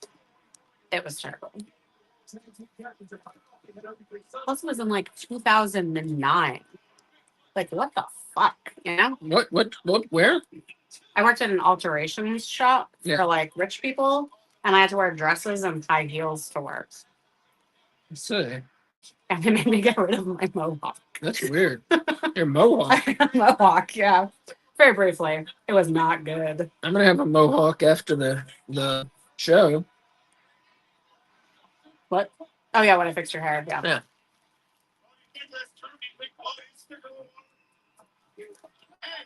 You say something about John Waters? He said across the water. Oh. I think there's a WCW John Waters reference. That'd be Switch says, I agree. F them shoes. Yeah, fuck them. Switch says, I wear Jordans if I have to wear a suit, which I don't like suits either. Yeah, that's a nice thing about the NBA. I feel like they kind of started that trend of wearing like really awesome sneakers with suits as like instead of just dress shoes. Yeah, like fuck dress shoes. Yeah. I have a pledge. I will never wear them again. They're so uncomfortable. And I have a bad back. And if you have uncomfortable shoes, your back is going to hurt. So yeah, fuck him. I got a pair of Jordans. All around the bottom, they glow in the dark. They're kind of bluish green. The They're black and bluish green, kind of. I don't even remember the shoes you're talking about. Yeah, and then glow in the dark. I like those. You still have I your forget Kyrie? which Jordans they are. Huh? Where'd you sell those? I think I still have them. Mm. Those shoes are Those are cool. green too, aren't they? They look like mint chocolate chip ice cream at the bottom. I don't even remember. Yeah, I got Kyrie's. I got a pair of Jordans. I got a pair of the Young Bucks shoes, which pretty cool. I think Those are my favorite. they only made 3,000 pairs of them. Yeah, she eats No. like a No, monster. it is going somewhere because he's over here trying to sneak it off my plate because he already ate his. Even so, if I eat like a monster and yours is gone and mine isn't, That's why I kept ducking out. I don't like people watching me eat. I don't care. She just eats like a monster. Yeah, Pizza monster. I have shit to do normally, so you just like throw your food down so you can get going with life. That's not fun. I have a hard time sitting You still. gotta savor food. It is good pizza though. It's a Screamin' Sicilian frozen pizza. It's Pretty their, good. like mozzarella cheese one. Walmart has a shockingly low number of vegetarian pizzas that aren't just plain cheese. Yeah, they do. I found one vegetable pizza, and it was like not good. Unless it had a cauliflower crust, but I don't know that. They're really beating the shit out of midnight here. Exactly. What? You switch. I can eat however I want. It's our live show, What? Just saying I can eat however I want, on camera or not. Oh. Yeah. I appreciate your support. Massive shoulders of Stevie Ray, a man who absolutely abandoned his brother Booker T and midnight earlier on. Already been done here, Tony.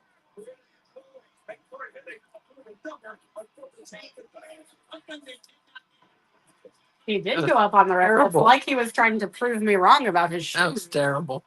That was terrible. Come on, get him. Get to him. Get it. Now here's Stevie Ray. Fucking So with the ref. It's Harlan Pete and Midnight versus three men. Correct. Okay. I thought there was a woman and I just Oh. missing her. That's kind of cool. Midnight. No, babe, I mean on the other. Another woman. No. Yeah. Kurt Hennig is the one on the other team. One of my all-time favorites. That's Mr. Perfect. He was Mr. Perfect. Yeah. Correct. So I like his good. name a lot. Kurt Hennig. Yeah, it's a really neat sounding name. His dad was. God damn, I can't remember his name now. Was it Larry? No. Anyway, it's something. The Axe. I think they called him the Axe. Hmm. Wait, what happened? I have no idea.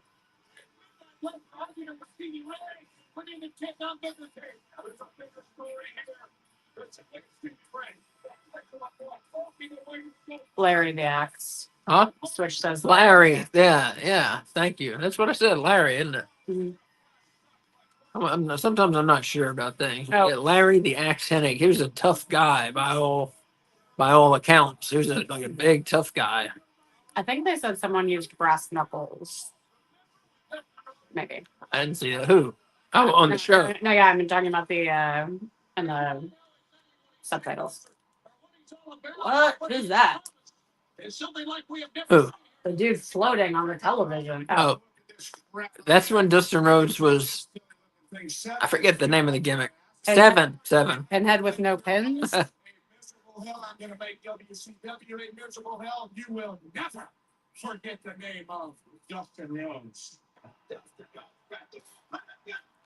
It's weird that they did that gimmick. Yeah. Switch says, "I hope Bo Dallas finds a way to bring back Kurt's son to WWE." Yeah, what was his name? Okay, What? what was his name? Kurt Hennig's son. I have no idea. Have I seen him before? Yeah, he was in WWE. I can't remember his name, but he was good. He was no Mr. Perfect, but he was good. Did he use the last name Hennig? Yeah. Oh, then I have no idea. That must have been Oh, when I wasn't I can't watching. remember. I cannot remember his name. Because that name is not familiar to me except for when you talk about Man, Perfect. that promo whatever that promo package was very confusing. I don't know what story they're trying to tell. Here in October, they informed me that my dad, Dusty Rhodes, the American Dream, was no longer here. They said that's business. I said business is business. I think it means like fired or not working here. Yeah. Okay, I thought you meant dead. That's nothing him from day one. Axel Hennig is what Switch Yep. says. Yep. Thank you. Thank you. Look out! You're like your own little reference book online helping us out. I appreciate it. Already in the back of fight, look out, wrong. So that last match, Creative Control and Kurt Hennig beat Harlem Heat and Midnight. So Creative Control become the number one contenders to the World Tag Team titles. I'm not sure who has them right now, and I give it 3 bones out of 5. It was okay. Switch says I would kill a trivia game. Well, LOL. We're gonna do that sometime soon. Says Kay. So Yeah. that'll be a lot of fun. We play a lot of trivia review games like on the computer at school to review for tests and stuff. So I'm just gonna make a wrestling one. Well, I should make the questions. Oh wait, No, you're gonna do I'm it. gonna. Well, you better make them good. Okay, well you make the questions.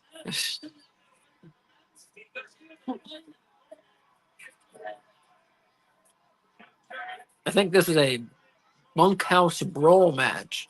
Yeah, Dustin Rhodes versus Double J, Jeff Jarrett. I love Jeff Jarrett. Yeah, it's great. Very underrated, Jeff Jarrett. A lot of people. Switch says can't wait. Yeah, I don't. We'll do it soon. Oh, we'll make an announcement, of course. Like Oh my I goodness. still love him. I was rooting for him so hard in the Owen Cup tournament this year, you know? Yeah, no, he's great. The Switch says I love Dustin. Yeah, me too. I like both these guys. I have not seen much of Dustin except in his like later years.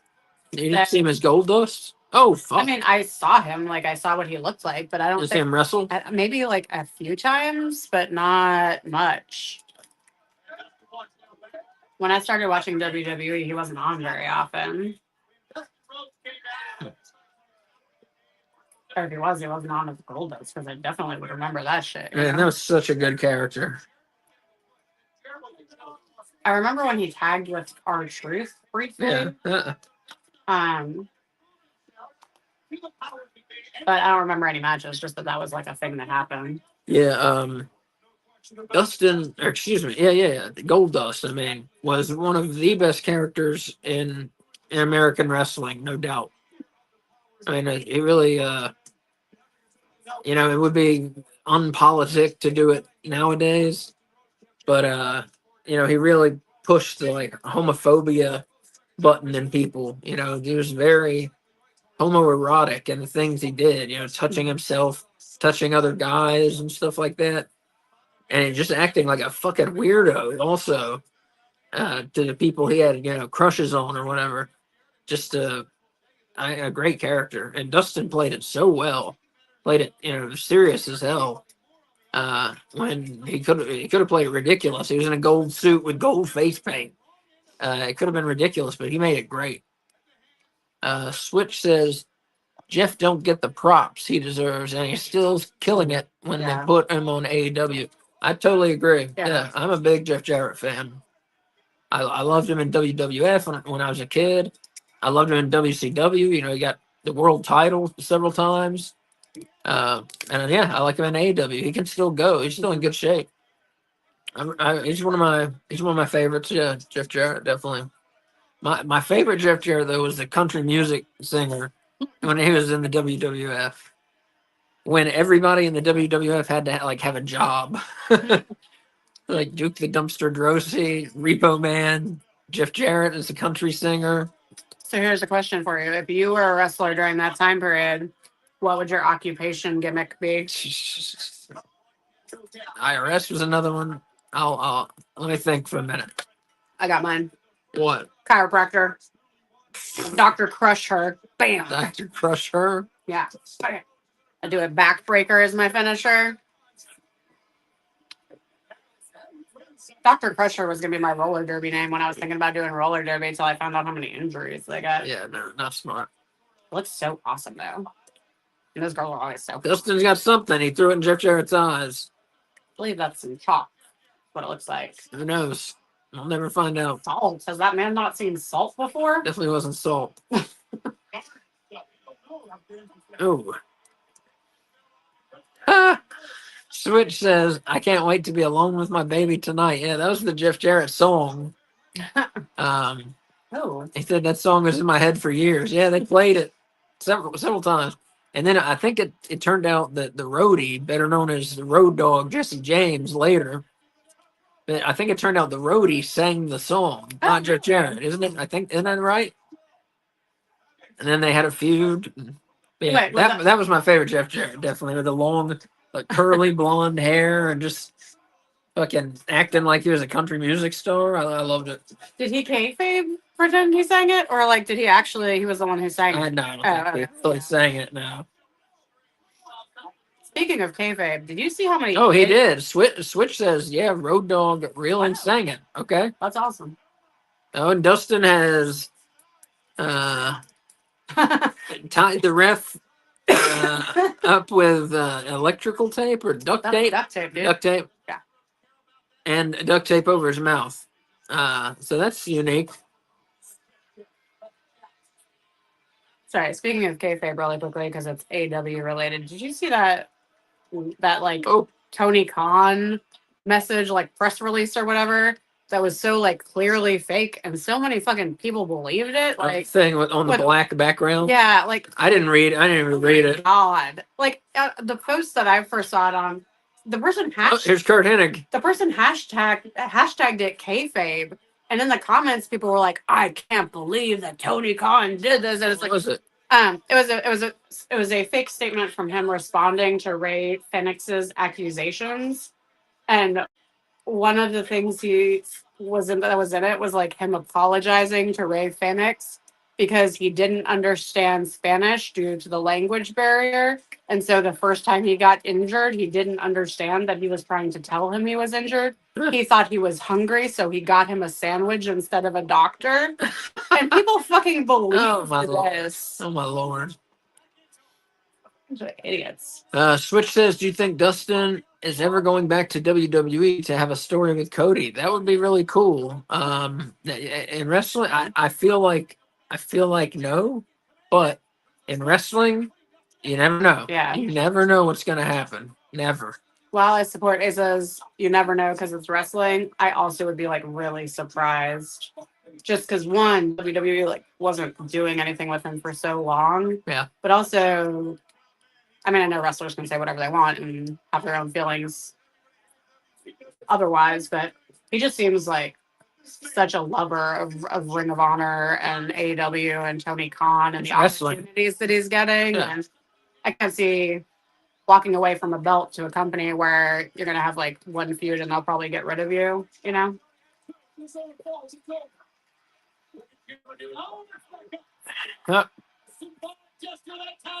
He's really a great example of like someone with alcoholism or addiction issues that can like overcome them and really change the trajectory of his life. It's very impressive. True.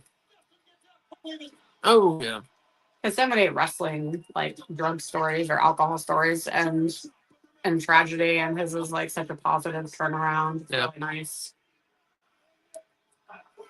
Yeah, he could have been another, wrestling death. Mm-hmm. It's so sad. Like I said, those are kind of going away now, kind of, but those I mean, Bray Wyatt, that was awful. I don't think that. I mean, that wasn't related to his wrestling, though, was it? No, it was just awful. Yeah, it's just terrible. Yeah. No, it wasn't related to drugs or anything. He just he had a heart problem and just died. Well, he had 3 die. And Brody Lee, shit. Yeah, Brody Lee, Jay Briscoe. Oh fuck, I forgot. Yeah. In a car crash. God damn, that's terrible. That's awful. Oh, the hell kind of pin is that? And Jeff Jarrett has him 1, 2. Nope. This match has been pretty good. Mm-hmm. It's been all right. This is the one I was looking forward to the most. Yeah, really? Well, I'm most looking forward to the Jeff Jarrett, Chris Benoit ladder match that happens. oh, I was just remembering that I was really excited about the Jeff Jarrett match, and I Yeah. forgot he's in 2. Yes, that is the one that I am excited Yeah. about. I think, like I said, I love Chris Benoit. You know, I mean, he murders family, but like I said earlier, you know, I think his brain was so fucked up, you know, from all his concussions. You know, he just went insane. You know, I don't think he was in control of himself when that happened, so I can't really judge him for that. You know, Yeah, like his and actions none of are us still none of us ever awful, knows but the yeah, real story. yeah.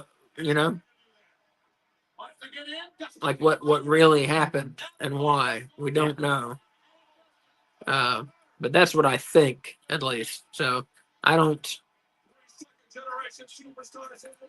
I mean, I still watch Chris Benoit matches and cheer for him and all that stuff, and he's great. He's one of the best ever.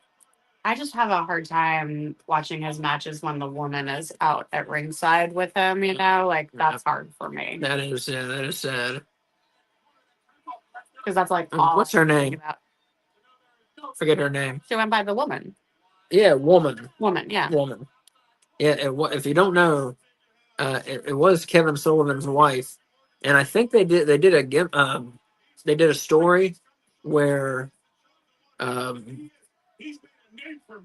what's his name? Chris Benoit. Thank you. They did a story where Chris Benoit stole Kevin Sullivan's wife, and then it actually happened. Chris Benoit stole Kevin Sullivan's wife, if you want to call it that. Yeah. He married her. So that's a very weird story, you know. But at some point, I forget what year it was. It was either after this show, I don't think it was, or 2000. Just to show there were no hard feelings. Kevin Sullivan got the pencil, as they call it.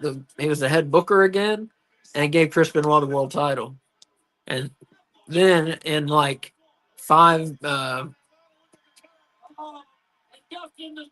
then very soon, Eddie Guerrero, Dean Malenko, oh fuck, Benoit, and Saturn all left to go to WWE.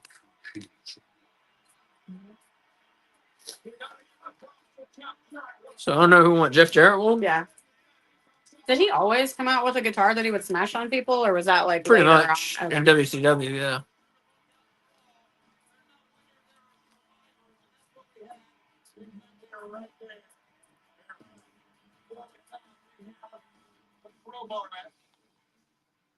I enjoyed that. I give that 4 bones out of 5. Good match. David Flair's wearing your Halloween Havoc shirt. Ah, fuck. What? Oh, is this one who's like crazy? Yeah. It's DDP versus David Flair. Jesus. Is that tonight? It's happening right now? Yeah. Yeah. I love DDP. I love DDP, yeah. Switch says everyone, talking about Chris Benoit, he says everyone has a hard time separating the murder from his in-ring work. I don't. Plus, with that head dive finisher, we don't know how his brain was. Yeah. That swan dive headbutt, you know, was awesome, but seems like it fucked up his brain. In addition to, you know, just wrestling, and his body was fucked up with steroids, and you know that can do things to your mind as well. Well, they looked at his brain, didn't they? Didn't that neurologist like ask Chris Nowinski? Yeah. For his I think they may have. And it was all fucked up. So this is when they were first like trying to prove that traumatic brain injury caused permanent damage that could lead to like severe personality changes and lack of rationale and decision making. Yeah. And that's what happened. Yeah. That's right. He lost his mind. Yeah. He killed his fucking family, and that's terrible. But as I said, I don't think he was in control of himself, so I can't really blame him.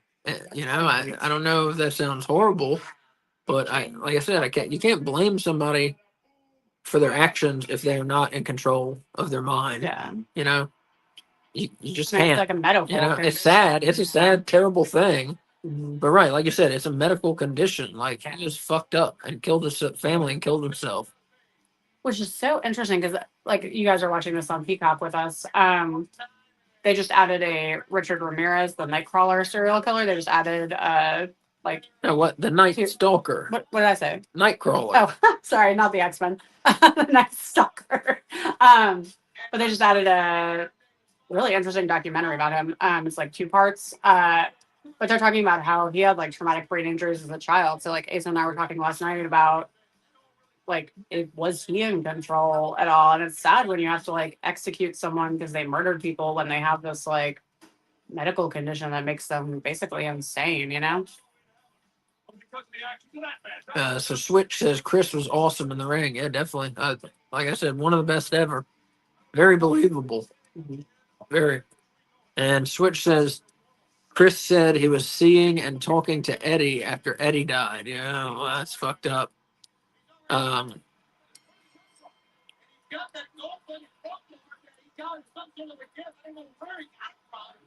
Yeah, Eddie Guerrero's death, you know, they were like best friends. And Eddie Guerrero's death really, I think, really fucked up Chris Benoit, you know, Yeah. because they were buddies and they work out together and do steroids together and all that shit. And then Eddie died, and that was terrible. From the dark side of the ring about Chris Benoit, like they gave the impression that they felt like they were brothers, you know, like not just buddies, but like Yeah, very close. they were like partly like living for each other, you know? Yeah, yeah, yeah, very close. Those two. Mm. Oh, I want that Halloween Havoc shirt. Oh, I didn't see the back. No, yeah, it's not the one I have. I bet that shirt it goes for like $120. Yeah. I'm sure. See, if Juice Springsteen was here, we could ask him. He would know. Yes, it would. Switch says WWE dropped the ball when they brought in DDP. Yeah, they fucking did. They dropped the ball with almost all the WCW people because I think Vince McMahon just had a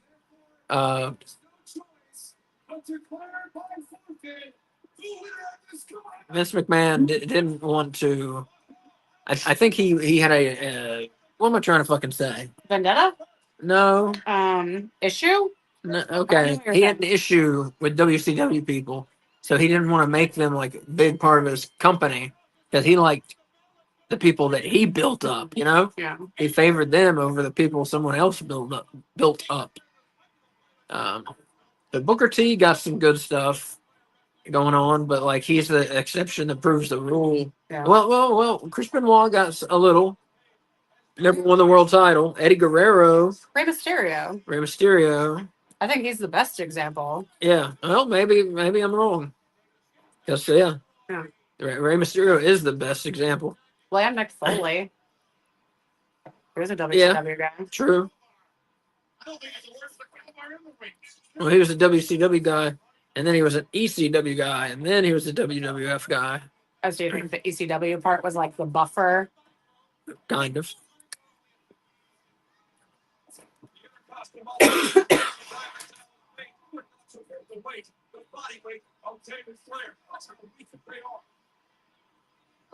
DDP, like, I just want to hang out with him and just talk to him, you know? Yeah, he seems cool. Yeah. And right now he is he's trying to help Lex Luger walk again. If you don't know, Lex Luger is he's not totally paralyzed, but he can't walk by himself. Mm-hmm. He's in a wheelchair a lot of the time. Very, very sad. But DDP is working with him just like he's worked with other people. You know, a lot of wrestlers that turn their lives around, get back in shape, stop doing drugs, stop drinking, all that shit.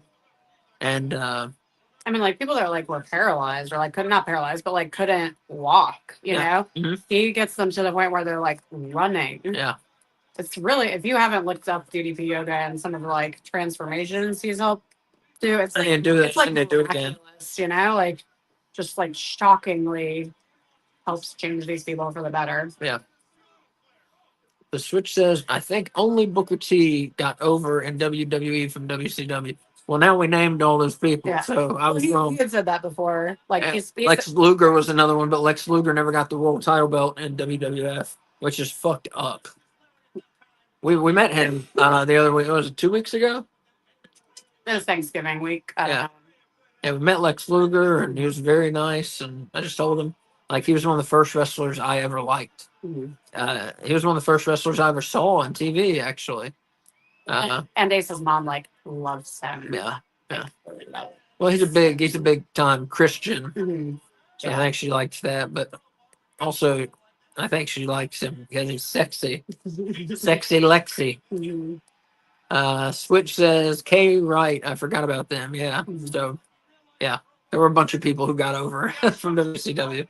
I heard today he got Lex to stand today. Oh, Wow, awesome. I had not heard that, but that's great. Fantastic. Yeah, I hate to see Lex Luger just not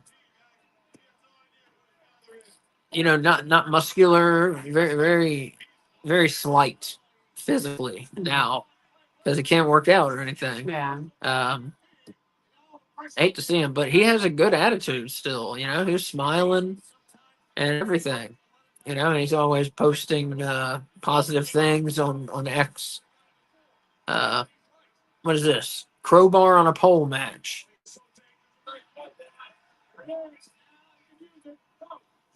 You know what I find Bam! like Diamond cutter. the most shocking about DDP is like he doesn't have a medical background. He was a bartender or a bar owner before he started wrestling. And he figured all this shit out to help people who thought they were never going to walk again to walk, but like physical therapists can't get that shit together and they go to like medical school. Yeah, That's amazing. I agree. I mean, what a remarkable man, Yeah. you know? I should talk to my students about him. He's like a very inspirational person, I think. Mm-hmm. His autobiography was called Positively Page because of how positive he is. Another diamond cutter. Oh my God, he almost broke his neck on that one because David Flair doesn't know what he's doing. How do you grow up as Ric Flair's son and become a wrestler and not know what you're doing? Like, I don't know. do you think maybe because his dad traveled so much, he wasn't there to like train him, or Yeah. Yeah. Well, who's worse, David Flair or what's his name? Oh, Brock Anderson. Brock Anderson. David Flair. Yeah, definitely. Brock Anderson has improved. And he said on like X that he feels like he went to AEW too early before he was ready, which Ace's response was like, no shit. But I don't know, I feel like that's a big thing to admit that you maybe got an opportunity before you should have, and now you're trying to put the work in to get back to where you should be. We saw in a match and his shoe was untied. His wrestling boot. So that match, DDP won. Oh, there's Daphne. She is dead also. There's another dead wrestler. Or wrestling person. So DDP hit the diamond cutter, pinned David Flair, and crowbar on a pole match. I give it 3 bones out of 5. It was entertaining, but technically not the best match. So, but it was pretty entertaining. DDP is like magnetic, in the ring. He's so good. And if he can make a David Flair match interesting, like that's pretty remarkable. Yeah, definitely. So I haven't seen a lot of like fill in the blank on a pole matches. Is it just tied to a string hanging from a pole? I thought you had to like try and climb the pole to get it. Sometimes. Okay. Because that crowbar was like, the challenge was like, can you untie a knot, So here's Lex Luger versus Sting. Yes. And I believe Sting is a heel here. I think so. Cage. That's Elizabeth in the cage. Yep. They love putting people in the cages. Switch says DDP yoga helps. I only do the beginner's yoga class online. Yeah, the others are fucking hardcore. I got it for Asa for like his birthday or Christmas one year. Like, I'm gonna do it again. Like set. Oh my god! I tried to do the like basic, and this was like before I was like as out of shape as I am now. Oh my god! I couldn't do. I did like 5 to 10 minutes of it and was like, nope. Both need to get in shape. Yeah. I think I'm gonna have to start at the like disabled person level because they have that too. Do Richard Simmons. Yeah, I like Richard Simmons. I like to swipe to the oldies.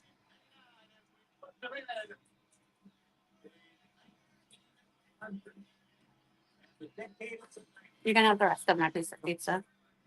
Oh, yeah. He's green. Yeah, fresh that. I've been to boarding.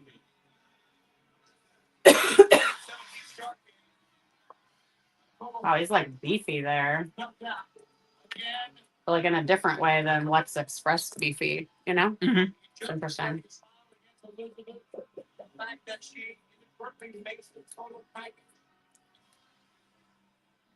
Put her in the mud. Everything you can do to gain to live back now, live right now, and fight for her freedom. Well, it's obvious Elizabeth wants to be with the singer. She wants nothing more to do with the arrogant, egotistical, narcissistic total package. But to get her freedom, Sting has to defeat the package here at Starrcade 99. Now you make a statement that she wants nothing to do with you. She wants nothing. So it sounds muffled. So Switch says, you should keep going, Asa. It will help your back, but ease into it. Yeah. Yeah, definitely. They hide their feelings. It was very good. It's a very good workout. Total package here. There's Definitely. What's the word? Oh, yeah. I don't know. Loosens you up. Mm-hmm. You know. Well, it's interesting because like, when I was seeing a therapist for like my tension, like my stress and my like anxiety, because I used to be like a very tightly wound, like ready to snap person. There's a type of like anxiety, or there's a way to deal with your anxiety like a strategy where you like systematically like tighten a series of muscles and like hold it and then release it, and you do that for like all the muscle groups in your body. And it's very similar to that in DDP yoga. And so it really, I mean, it helps loosen parts of you that hurts to move because your muscles are so tight, whether it's from injury or anxiety or stress. Okay.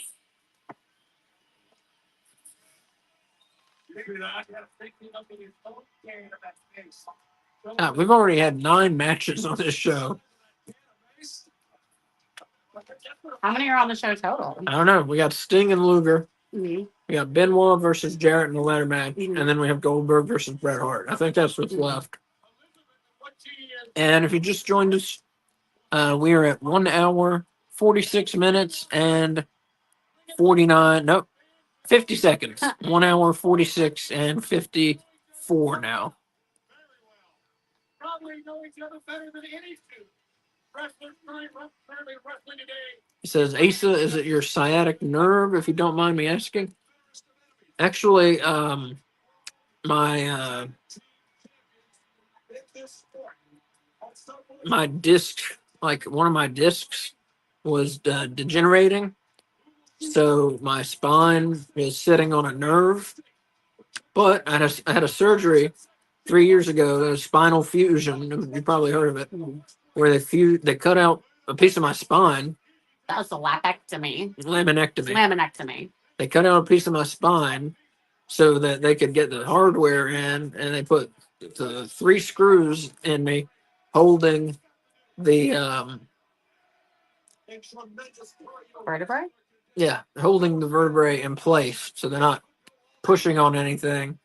And then they put an artificial disc in after removing the bad disc. Mm-hmm. And then what else did they do? They put cadaver bone to grow over it. That's right. To help secure it in place and make it more stable. Which was experimental. Yeah, it was a cadaver bone graft. So now he's got a dead person in him, and he's doing better thanks to the dead person. So donate your bodies to science and be an organ donor. Yeah, it still hurts sometimes. Sometimes it hurts a lot. Like if I sit a lot, it hurts, and so I don't need to sit as much as I do. Yeah, it still hurts, but I mean, it's way better than it was. Like it was like ruining my life. Yeah, it was really sad to watch as like someone who loves him. You know, like he would spend most of his waking hours just trying to manage his back pain. Like he would walk for hours and then go swim at the Y and then come home and like still like he couldn't sit because he was in so much pain. It was really sad. I'm really glad he had the surgery. Switch says, "Wow, that's a lot." Yeah, Yeah. it took man, and the recovery was not fun. It was all Yeah, it was tough. It was tough.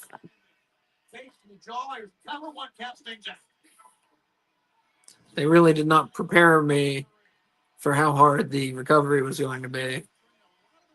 like I had done it some of it with your mom. And when you told me what they told you to expect the recovery to be, I was like, I don't think that's what they meant. Because it was, yeah, they made it sound like, oh, you'll be fine after like a week or two. And it was like 6 months later No, it wasn't 6 months. before you could drive. It was 6 months because of the twistings. It was just something. I mean, it doesn't mean it wasn't healed and stuff. Yeah. I was just like a precaution.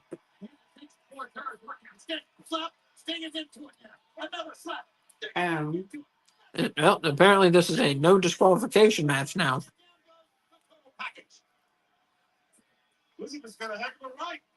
That sucks, Switch. I'm sorry. Which says my mom's going through it right now, but they won't do surgery till she loses 35 more pounds. Yeah. They I mean, make you. I was in shape when I had Yeah. my surgery. Now I'm out of shape, as you can tell. And with the amount of like help he needed, if he hadn't lost a bunch of weight before the surgery and gotten in shape, like I would not have been able to help him because I had to like help him like lift him to move him like in and out of the bed and stuff for the early parts. Yeah.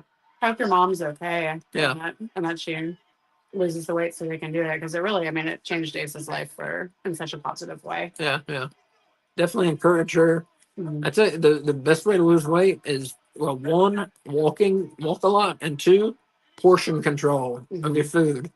Like you can eat stuff. I mean, don't eat desserts, but you can eat stuff, but just have a reasonable portion. You know, like the size of your fist.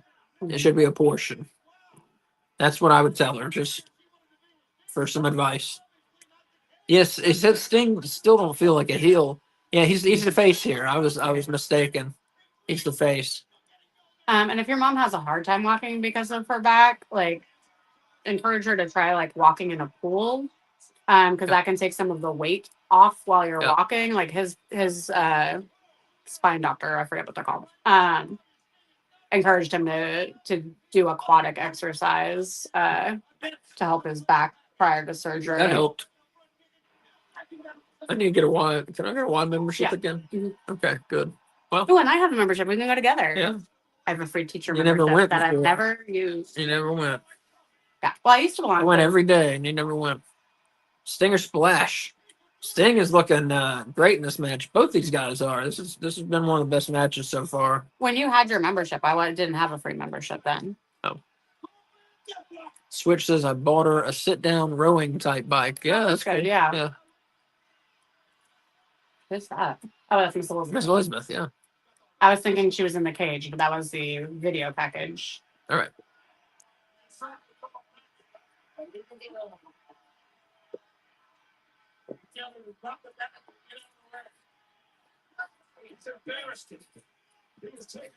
Has every match tonight had outside interference?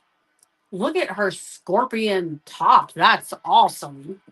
Oh, fuck. Wait, did she come out with Sting? Yeah, yeah. That's why she's wearing a Sting top. But then she hit him with a bat.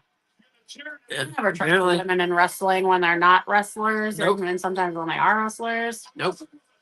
At least old wrestling. They're always going to be put up to something shady eventually. Elizabeth got some big titties. Yeah, I was thinking about that too. Look at those. They changed quite a bit from when she first appeared in WWF. Yes, they. Oh, the referee got thrown outside. And they're gonna break Sting's. Oh, break his hand. I think Sting won by DQ there. Is this when she starts to like be with Lex in real life, or were they already together? I'm not sure.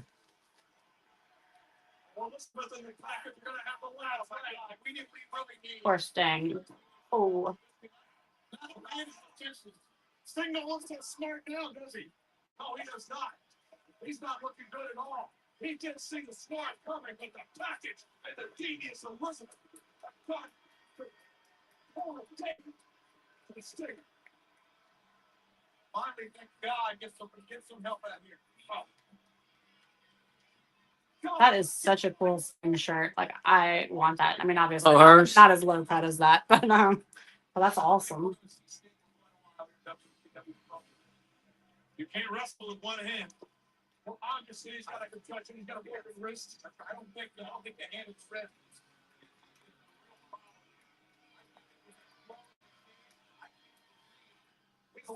His eyes, Tony.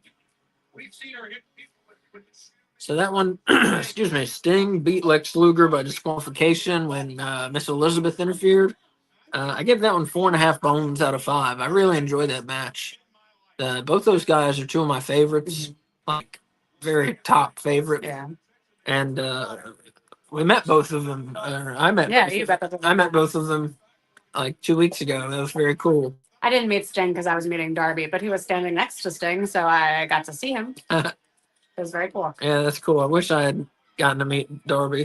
They have 4.5 bones out of 5. So like I said, I really enjoyed it. They're both looking good, and match had a story going, and the interference was a little much. Like, oh yeah, we got this match too. God damn, there's like 13 matches on this show.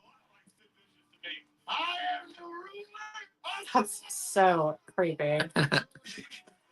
So we got a power bomb match coming up. Sid Vicious versus Kevin Nash. I had never heard of this before. You said whoever power bombs the other one first wins. I think that's the stipulation, but we will see.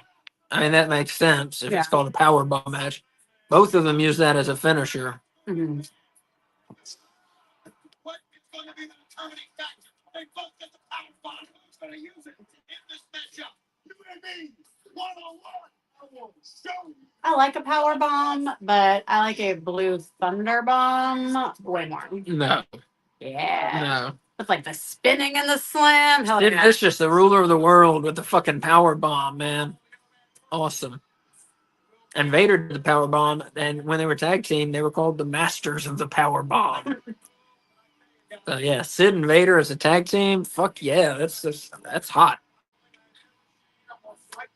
Switch says, "Ain't y'all going to a show soon?" Yeah, we're gonna try to go to the Asheville AEW show, the Fight for the Fallen, because we're in North Carolina and Western North Carolina. We're in the middle, but Western North Carolina got really fucked up by Hurricane Helene. I mean, I don't think people understand how fucked up it got. And it was weeks before the people could drink water.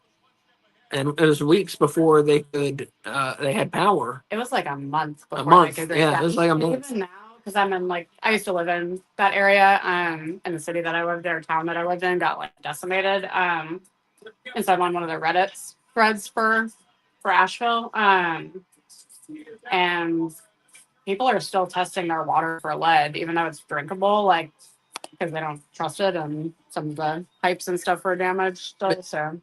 But yeah, the point being, yeah. Wait, what belt does Kevin Nash have? Oh, yeah, I think he's half of the tag champs. I bet. He and Scott Hall, I bet. Our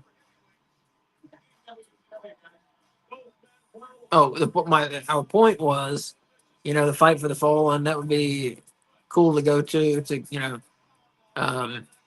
they give to charity. I don't know if the tickets go to charity, if the ticket prices go to charity. They should. Yeah. They should. Yeah. Yeah. So, to be able to support the recovery, would be cool. Plus, just to bring some tourism back to the area. Yeah. That was brings the money. one of the hardest things. Western Carolina is a huge tourist economy, and they got hit right at the beginning of fall, which is the peak of the season of fall is their peak season, and so they lost all that revenue, and as well as some of them lost the buildings that their businesses were in and stuff. So we're gonna try and go as long as the weather doesn't say it's as long as it doesn't snow. Yeah. We will go. So yeah, that'll be fun. And WWE's coming to what, Charlotte? Wait, they're coming to Raleigh, aren't they? I don't know. He may go to in Charlotte closer. Well, I thought, Oh no, maybe not. They're about the same. Collision's coming to Charlotte. WWE is coming somewhere. Yeah. I think Charlotte. I think. Okay. Anyway, Switch says I can't see Sid's big ass playing softball. LOL. Yeah, something happened with him in softball. What did he get injured playing it? I know he played it, and he loved playing softball, but I forget what. Was there an injury involved with it? I don't remember that. I had a student who played softball, and I went to she was in a tournament for the championship, and I went to her game. I had never seen softball before because I grew up, I played baseball for a year, but it was an all boys team plus me. And I just thought softball was like baseball, but with a different ball. But it's so weird, the way they pitch and stuff. Mm-hmm. It's fascinating, and they wear helmets. Everyone was wearing a helmet with a cage on it. It was very interesting.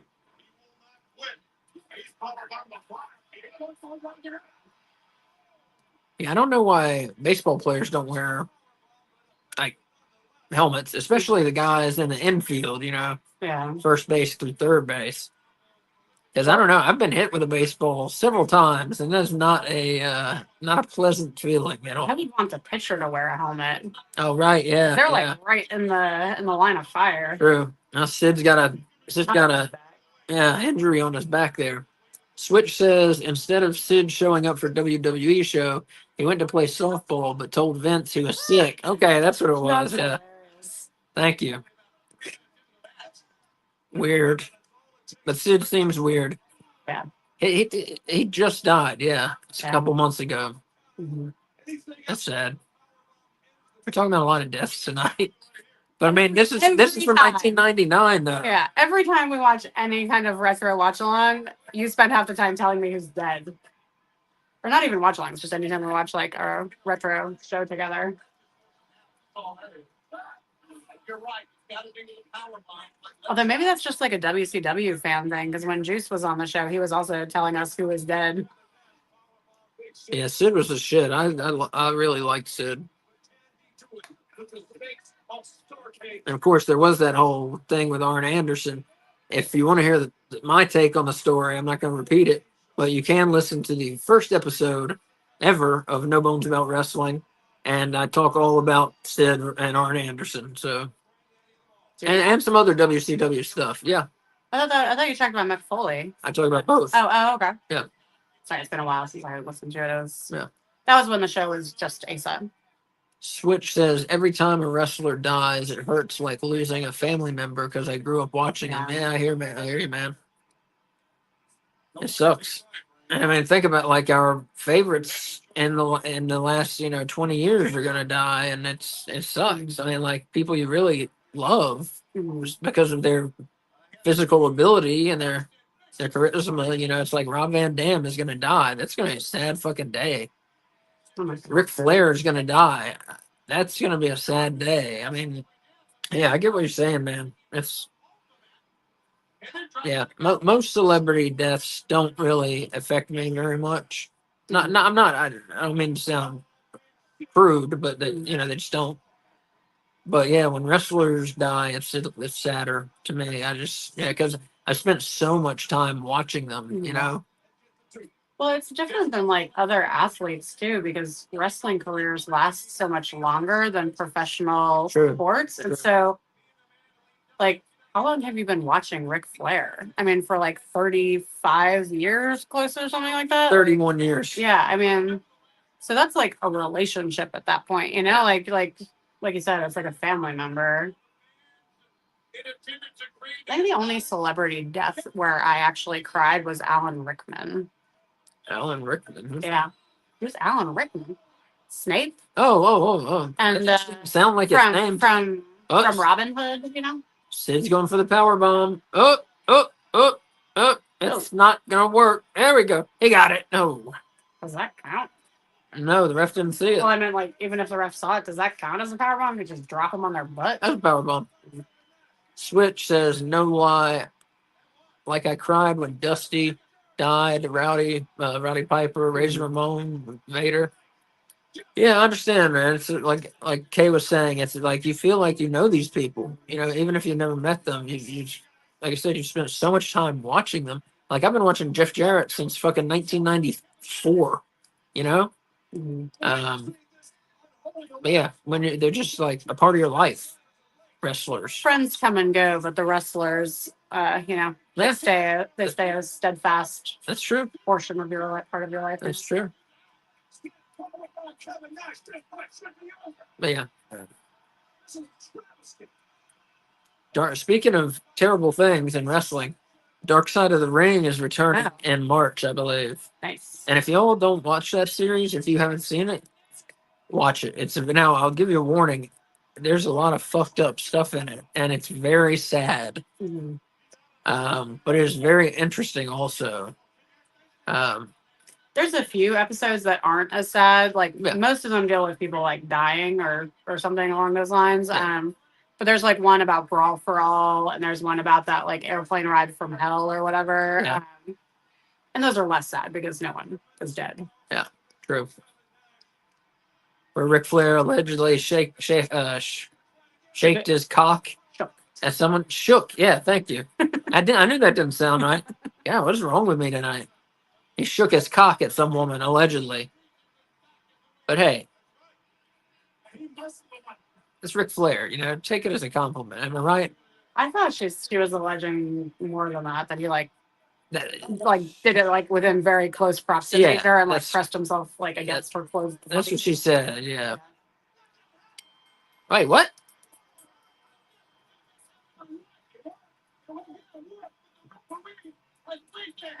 The fucking Vince Russo and his finishes and matches. It's like there's several matches tonight. I'm like, what just happened? Who won? How? And then most of the matches have outside interference too. It's just Jesus. Yeah, I Christ. was just about to ask, like, how many matches had just a normal ending tonight? Like, any? I don't know. It's just booking. Like, Yeah.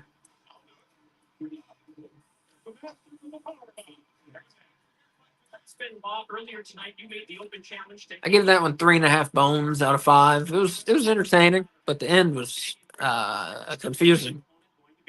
The invitation is still open for anyone who wants to fight for the pride, prestige, notoriety of wearing the U.S. heavyweight title. We're gonna have to go through the crippler and go through the quickly. They're gonna find out what's silent, but violent is all about. Switch said, I watch it, but it's a good watch. Yeah, Dark Side of the Ring. Mm-hmm.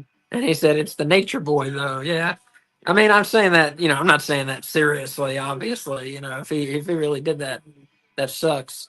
But you can't judge people by their worst moments. You just can't. If all of us were judged by our worst moments, we would all seem like terrible people. So you got to cut people some slack, especially when we don't really know the story. We weren't there. It's hard to hold something against someone if you don't really know it happened. Well, yeah, because everyone else on the plane was so fucked up. It's really just like, I mean, not that this woman is lying necessarily, but it's just her version of the story. Because I think most people were either asleep or too drunk or on too many drugs to be able to know what's going on. But apparently he shook his dick at like a lot of people, including the other wrestlers. That was kind of like his thing. That's his thing. Supposedly had not had. He's not dead. Has a big cock. That's what I've heard. So he loves shaking it around. I'm more familiar with old man Ric Flair, and that was just like not something I want to think about. Nature Boy. Man, I was watching that movie, The Iron Claw, yesterday. And that guy, it's a great movie.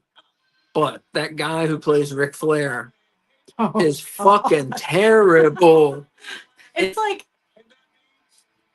it's like the director and all the people who work on a real film took the day off and were like, "Hey, high school kids, can you find someone to play Ric Flair and just film this for us real quick, and we'll just insert it in this amazing movie that we've made." It was terrible. He's fucking awful. Maybe the worst acting performance I've ever seen. It's like he never has seen Ric any Flair. footage of Ric Flair. Yeah. Or No, it's like him they told speak. him, he said woo, and that he was like cocky. And that was it. He went with it. Yeah. None of the affectations of his voice or anything. And he didn't even go woo right. He would go like woo woo, like he was screaming it. Oh my god, that guy was fucking It was terrible. terrible. Switch says he was horrible, and I felt Carrie Could could have been have bigger. been better, No, bigger. He's talking about his size. bigger. Yeah. Yes, he should have been. Yeah, I agree. Yep, definitely. I really liked that actor, though. I thought he did an awesome job. He did. He was And I great. didn't know what size the real Carrie Von Erich was, so it didn't really stick out to me. He was larger, more muscular. Yeah. And way less attractive. Yeah. Ugly guy. Casey showed me his picture yesterday. Women in Texas loved him, but I loved the actor version of him. He was very handsome. here we go. Jeff Jarrett and Benoit. This should be good here. And like Man, look at a him. rock and roller, I have a drug problem kind of way, you know? Huh? I said Carrie, like in the movie. Oh. He had that like rock and roll bad boy drug user look to him, you know? Yeah. Switch says the actors was great. Mhm. Yeah, they Yeah. were. It was a great movie.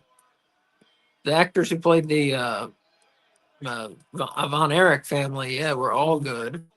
Like I said, pretty much everybody was good in it except that motherfucker who played Ric Flair, and I hate that. That's the only version of Ric Flair in a film. Mhm. You also didn't like Harley Race very much in that. But I, he's not as bad. I've come Are you around a little. Yeah, I a thought he little. was- I He's thought not he was as bad. Yeah. He's okay. He just doesn't look like him, you know? He doesn't look like him. He has no muscles at all. Like I think And his impression is not good. his hair's the wrong color, isn't it?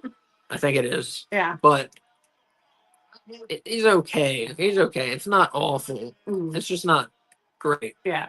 Or Ric Flair's awful. But Ric Flair is terrible. It's so bad. So bad. Yeah, if you haven't seen that movie, you should 100% check it out. Yeah, it's But great. it is a fucking downer. Oh, yeah. So Yes. Oh, my goodness. don't watch it as like a pick me up because it's gonna fail you. Yeah. I don't know. No, dude. Well, I don't want to spoil it for Yeah. people, but It's less tragic than their actual lives. It's the only instance where I've heard someone have like a biopic made about their lives where they had to make it less sad for the movie because their lives were too depressing. yeah. In this matchup, Jeff Jarrett as talented. What's that guy who plays Kevin? He was in High School Musical. What's that dude's name? What's his name? He was in the Nick something? No. No. He was in Hairspray. I don't know. I don't know. High School Musical. What is his name? Oh my goodness! Jeff Jarrett just jumped. Yeah, on Zac that. Efron. Yes, Zac Yeah. Efron. So Yeah. I'd only ever seen him in like singing silly musicals, and so when they cast him, I was like, well, "That's gonna be interesting." He was awesome. I thought he did a great job. Who? What? Zac Efron in it. And Oh, he was fantastic. Yeah. Yeah, he's fantastic. Yeah. Switch says, I can't remember if they did a good job casting the Freebirds. I got to watch it again. I was high. I thought they did a good job Yeah. with the Freebirds. Yeah, I did. I don't know the Freebirds well enough to form an opinion. Michael Mack, welcome. Hey, dude. WCW, the best ever and always will be. And remember, yeah, I love WCW, man. And every Thursday in December, we're going to be doing a Starrcade watch along. Yeah. A Switch says, Kerry wrestling with 1 foot was crazy. Yeah, I don't know how the fuck he did that. Yeah, but he wrestled the same schedule as everybody else in WWF, which was no fucking days off, and some days with 2 shows. Because Vince McMahon was a fucking prick. You would get like Christmas off, and that's about it. Yeah. Michael Mack says Vanessa Hudgens the best ever. I don't know who that is.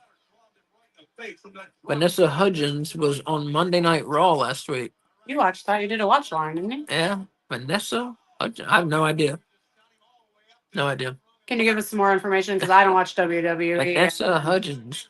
he just started watching it again. Yeah. We used to. I mean, if you want to look at WWE content, we have a bunch. Oh, of he's talking about High School Musical. Oh. Oh, but he said she was on. Oh, okay. Very cool. I didn't know that. Actually, I don't think I've seen High School Musical. I just know Zac Efron was in it, and I know him from the remake of the Hairspray. While we're talking about High School Musical, this match is pretty good here. I thought you had like an actual transition.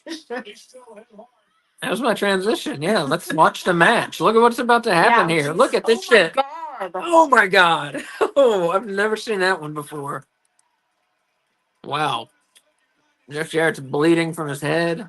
I think actually he has Chris Benoit's face blood on his head. Oh. Because I think they maybe split like his eyebrow or something. He's got blood dripping down his face. I mean, he might also be bleeding from his head, but. That was great improvisation that time to call, but he blocked that one shot. Jarrett climbed up, looked at the left, looked at So today, we were talking about WCW. Today, it was revealed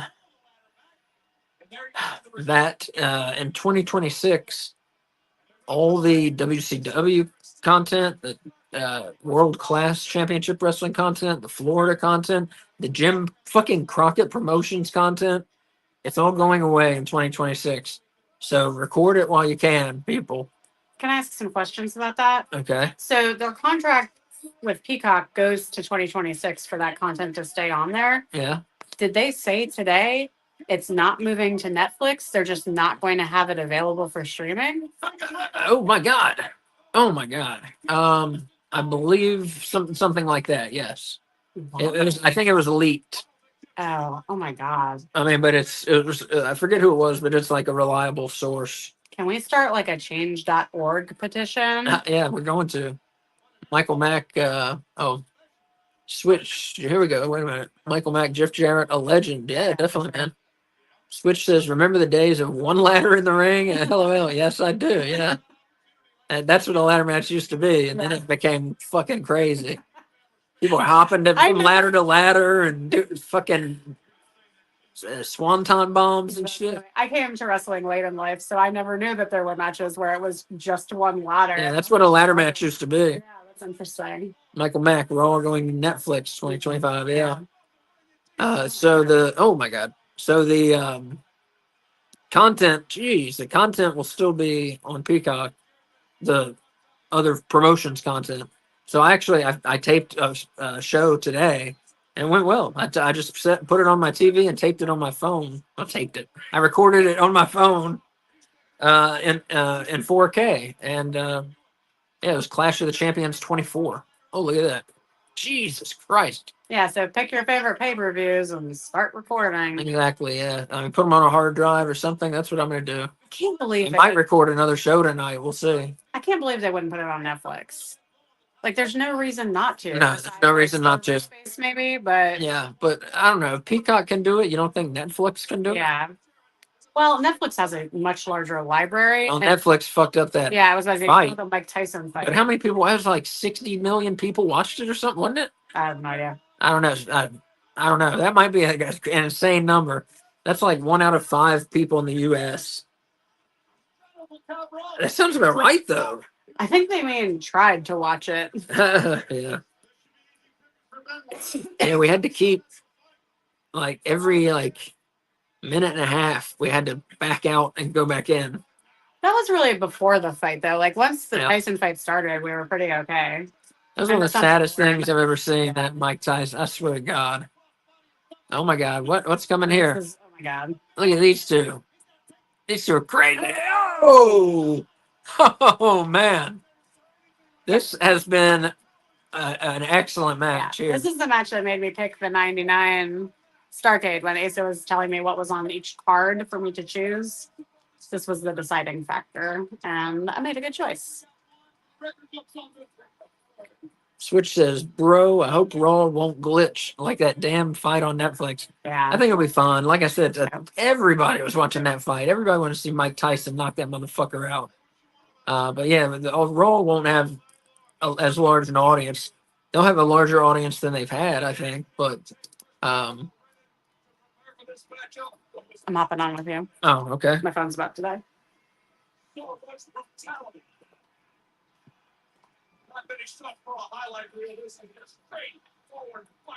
Oh, you can see the Christmas lights here. Oh, with that one, with that Hey, angle. where are you? I'm gonna get. You're not in the chair. I know. Give me 1 Are second. you a vampire? Wait, speaking of which, Of vampires? ghosts. Oh, When I was setting up my phone to record that, I'll show you something on my phone.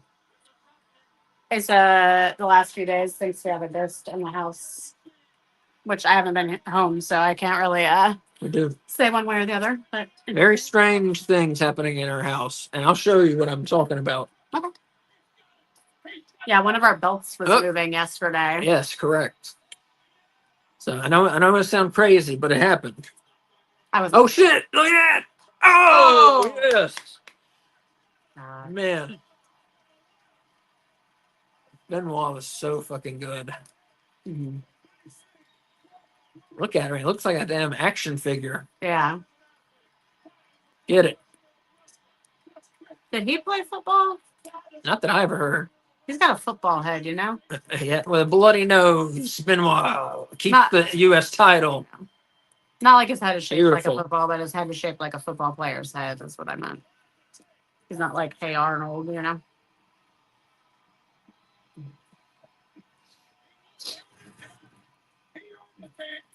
Oh, sorry.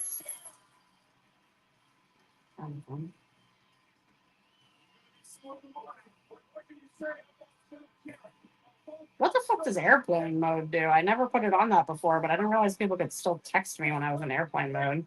I don't know. Why'd you put it on there? Because I thought it would help me save my battery. Why? But I think I was thinking Can you not just put your battery in like low power mode? it's always in low power mode. Oh. Anyways, so that match was awesome. I gave that one 5 bones out of 5. Oh, yeah. I have nothing to say about how it could have been better. Yeah. They both did it. Best match on the show so far. I mean, obviously. Like, yeah. Well, you didn't see the opener. I didn't see the opener opener, was yeah. pretty good, but it doesn't stand up to this one. That match was fantastic. You can't have a bad Lash LaRue match, you know. Switch says, I don't understand why so many people hate on Jeff. He's an all-time great worker. I totally agree. I don't get it. People just like to fucking complain, you know. Chris was the new age Dynamite Kid. Yeah, exactly. Yeah, and even their bodies look the same. Well, they're both all roided up. And Switch says 5 bones for me. Yeah, that match was awesome. Yeah. So what do we got left? The world title match. That's it. I think this is the main event now. Yeah. Oh, really? Oh, yeah. So. Because they're filling the front. Yeah. So if you're just joining us, we're at 2 hours, 21 minutes, and 37 seconds. So this is the infamous match where Bret Hart gets a concussion that pretty much like ruins his life. Yeah, when Asa was reading me the cards, he was telling me the main events for everything. And when he told me that, I was like, I don't want to see that show. And then when he told me the other matches, I was like, okay, I'm going to suck it up because I want to see that show. I just hate seeing people get hurt and like for real, you know? Yeah. Especially knowing like how hurt he got. Yeah, he like hates Goldberg.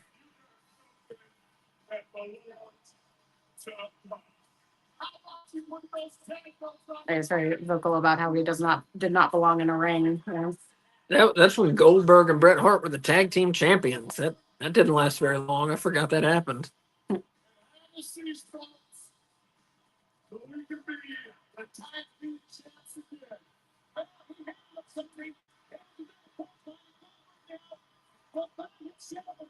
Goldberg should not have lost at Starrcade '98, which was obviously 1 year before this. Lost to Kevin Nash, and a lot of people say Kevin Nash booked himself to be Goldberg. Kevin Nash says no, so I'm not sure. I wasn't there, obviously. What does your Nitro book say? It seems like Kevin Nash booked himself to win, but he wasn't there. But if you like WCW, I recommend this book. This is not a paid advertisement. It's called Nitro, and look how fucking thick it is. It's excellent. It covers WCW from 1995 to 2001. It's by a guy named Guy Evans, and he talks to wrestlers. He talks to the producers. He talks to like Eric Bischoff a lot. Um, talks to a lot of different people involved with WCW. It's like one of the best wrestling books I've ever read. Nitro by Guy Evans. I recommend it very highly if you like WCW. Can I see your pen again? I just had another really good idea. The Switch says, so when would you have had Goldberg lost? I don't know, middle of '99 or late '99, maybe like Starrcade '99, because he was so over. People went crazy over him. They only let him hold the belt for what, 5.5 months, while he's this undefeated guy who's like so popular. And Bobby Heenan, I think, said it the best. He said when Goldberg lost, he said they killed the golden goose, and that was really the first step in WCW's demise. I think having Goldberg lose in Starrcade '98 should never have happened. No way. He should have had a longer reign. Switch says, "Is that the one by Guy Evans?" Yes, it is. Yeah, he says that's a good book. Yeah, it's a great book. And we got Michael Buffer. Wait, is that his name? Yeah. Michael Buffer, yeah. I don't know what's wrong with my fucking brain. I think you're tired. Maybe. How much sleep did you get last night? You fell asleep in this chair. I don't know. Did I? Yeah, I came downstairs and Which chair? that chair. You were bent halfway over and onto this chair. That was 2 days ago, wasn't it? No, that was this morning. This morning. No, this morning you were on the couch. No, Yeah. yeah, that was That's good. 2 days ago. Here comes the Hitman, one of my top 10 favorites, definitely. World champ. The belt looks good on him.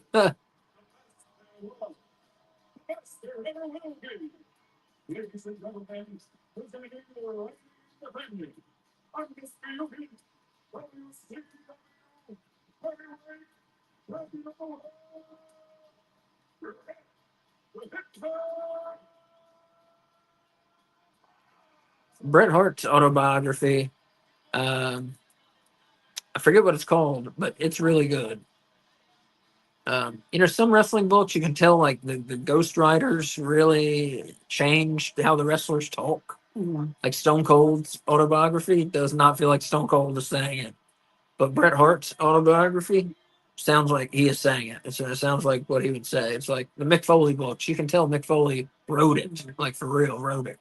You said the same about Moxley's book too, didn't you? That it feels like Yeah. Moxley. Yeah, exactly. I haven't read all that, but the Moxley's book is I mean, it's cool. You can find out more on our soon to be appearing YouTube shorts about Asa reviewing wrestling books, reading Rainbow Style. That would be cool. Yeah, that was my idea. I just wrote down. That's a good idea. Yeah. I've read a bunch of them, so yeah. Oh, there you go, yeah. And I got more to read. I'm very glad. Yeah. That's like the go-to easy present for you. Like when in doubt, get him a wrestling book. Yeah. I love them. So interesting.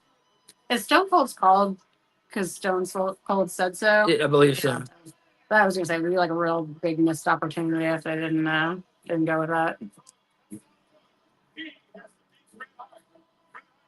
You gotta watch out though, because some of the wrestlers find Jesus after their careers, and I'm like, that's what a lot of the book is about sometimes, right? Well, speaking of which, Vince Russo found Jesus after all this. I wanted to hear Vince Russo's story, but like fucking, I heard like 80% of the book is about how he's a Christian, and like 20% of the book is about wrestling.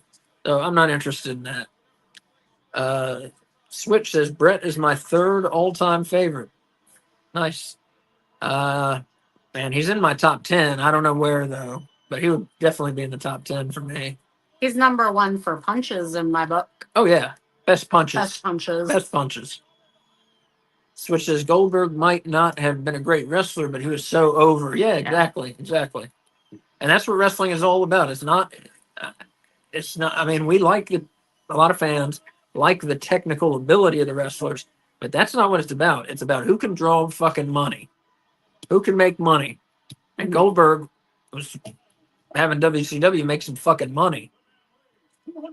I I mean, I care about the wrestling Yeah. too, but I'm just saying that's what it's about. Who Like can for- put asses in seats? Yeah. Who are the fans coming to see? Yeah. From a company perspective. They're not coming to see Disco Inferno. Mhm. They're coming to see Goldberg. Well, yeah, it's a business. It's like every other business. Who's going to make the most money for you? AEW doesn't really run that way. No. Which is part of why I like it. Mm-hmm. But WWF definitely did. WCW definitely worked that way. I mean, it's what you got to do. You put millions of dollars into these guys. You gotta go with who's over. And as I said, who the fans are paying to see. Why are they coming to the show?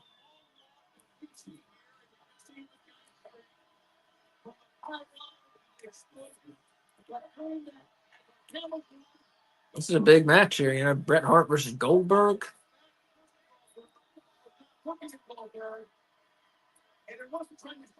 Or as Bret Hart calls him, Bill Goldberg. So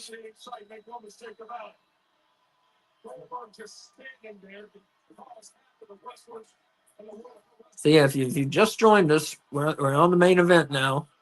We are at 2 hours, 29 minutes, and 50 seconds. And you're just in time because they haven't touched each other yet. The ref That is sounds weird. doing their spiel. Oh, sorry, what was that? Locked up here. What do you want me to say? The match hasn't officially started. Yeah. I wasn't sure if they'd rung the bell yet, and I just missed it.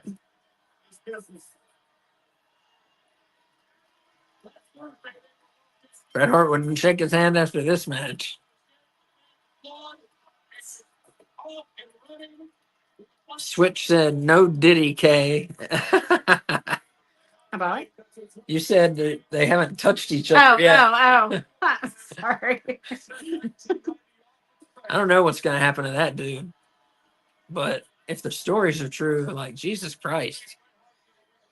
And so some people say that's how everybody in Hollywood is. Like, if you listen to Corey Feldman, he said he was just, like, passed around to old men who would fuck him. That is fucked up.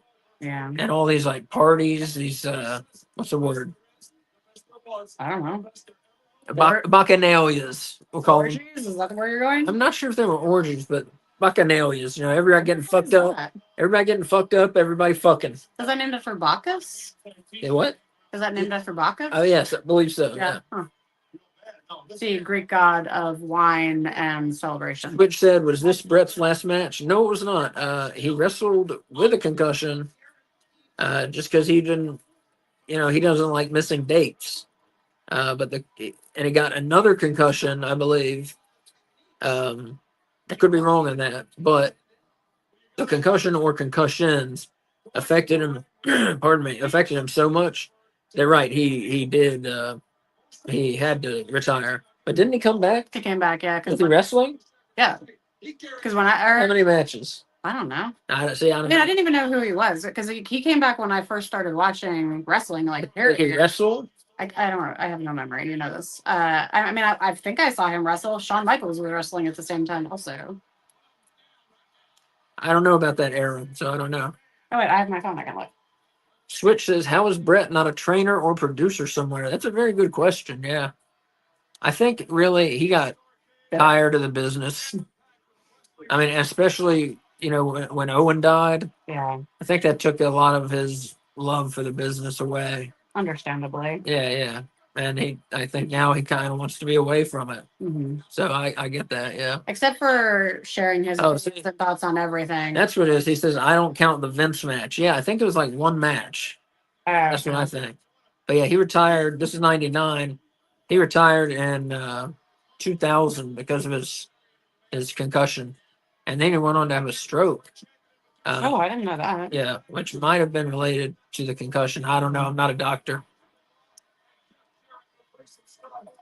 But I did read his book. I just don't remember what he said. No, I was right.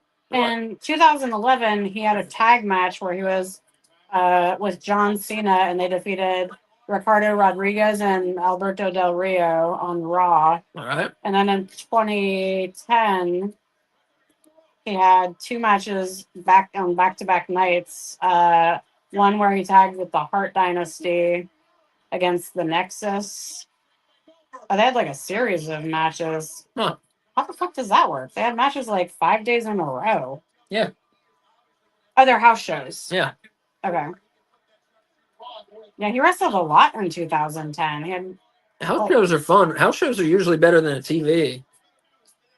I mean, none of the stories advance, but you get to see matches that they would not put on TV at that time.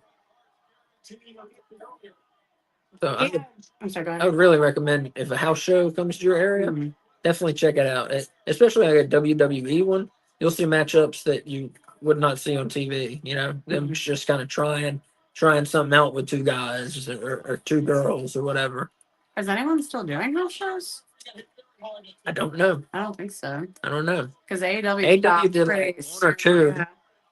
So I was gonna say, Brett had 10 matches in 2010. Okay. 4 or 5 of which were house shows, but like he wrestled at WrestleMania. Oh, okay. What, Vince?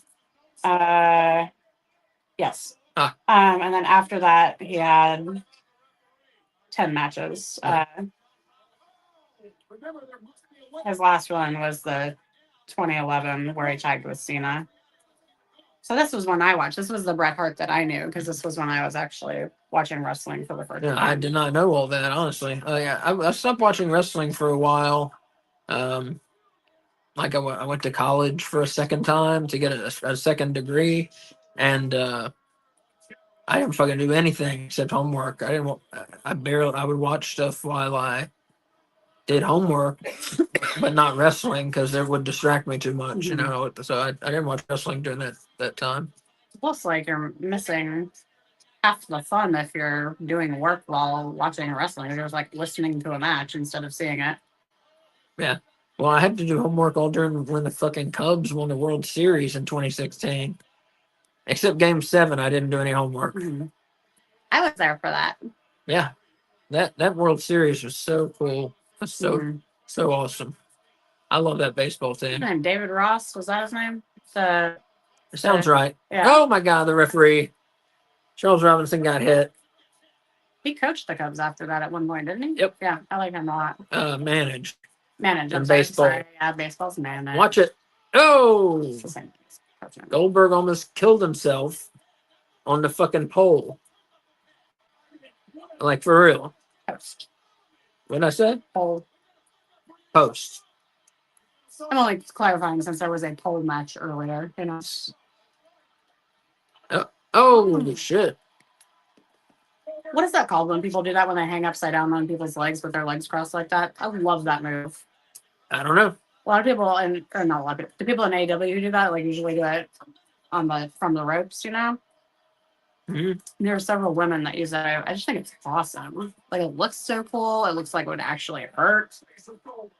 And it's impressive because you have to like hang upside down by your legs, you know, like that, you know? Mm-hmm.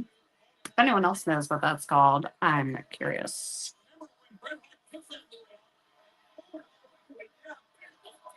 But yeah, I always thought Bret Hart would end up as, running Stampede Wrestling, like bringing that back.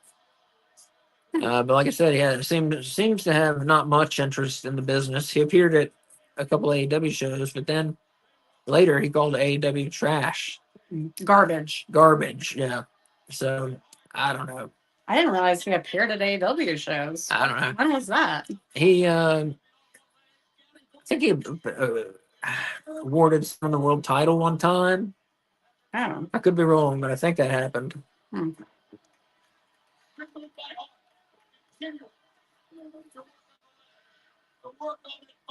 Like that. Bam.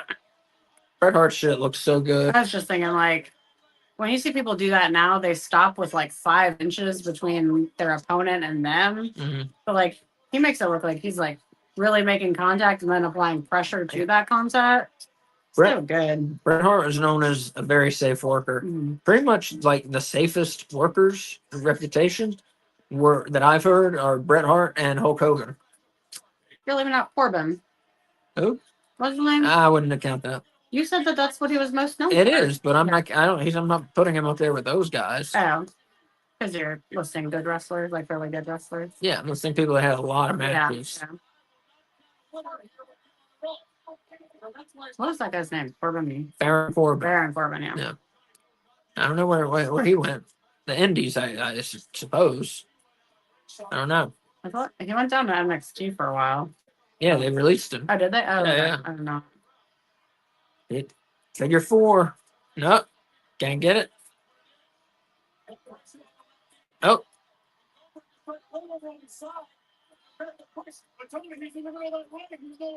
Before he shaved his head, I would give him the award for grossest looking hair on a wrestler. Bill Corbin? Yeah, Eh, that was awful. yeah. He looked like he was in like a shitty Like death metal Yeah. band. Yeah. No, I think just a shitty metal band because he doesn't look cool enough to have a death metal band, even if they're shitty. Yeah. Sorry, I'm not Fans- really this judgy. I'm sleepy. Fans are chanting Goldberg there. Mm-hmm. Yeah, which one of them is the heel? They're in both this? faces. That's what I thought. Okay. Yeah. That's always hard, you know? It can be, yeah. All I could cheer for.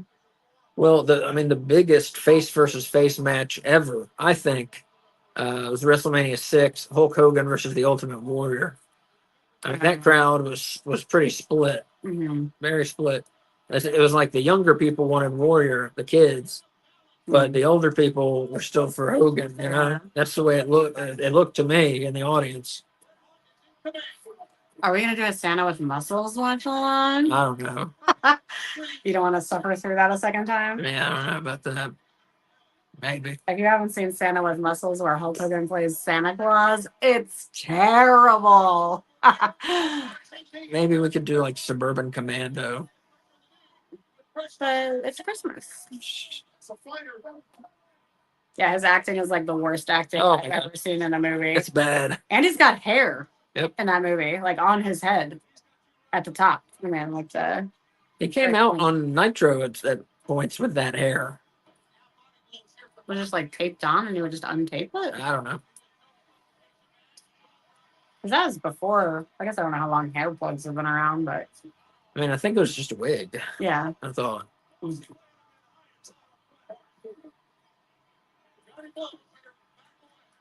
Yeah, but he gets amnesia and thinks he's really Santa Claus. And tries Oh to shit! save an orphanage from the bad guys. Bret Hart The knocked big winner. Sorry, sorry. the ref is down again. A common theme in several matches. Yep, that's where he got the concussion. Oh, good. I was looking at you, so I missed it. That's good. That's why he's legit holding the right side of his head. That's where he got the concussion. Was it from hitting the ground? No, it's from a kick. Oh, a kick. Oh,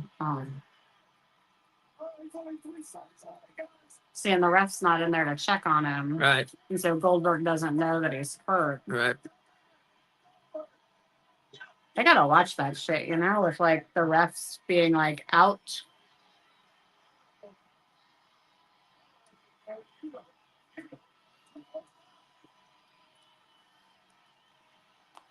Oh, Roddy. Oh baby.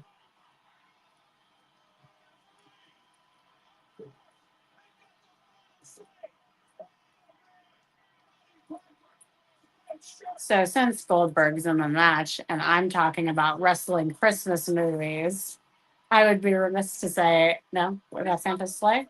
The fucking match is going on. Oh. The main event is still going on. Okay. We were just talking about Santa with muscles. We'll talk about it after the show. Okay, I'll tell you about it after the show. Wow, that was like.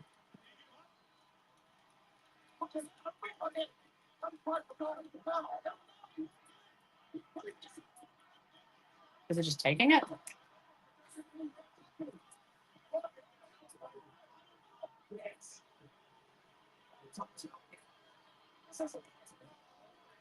Brett's still holding his head. Poor bastard. He's also walking really weird. Yeah. Yes, he is.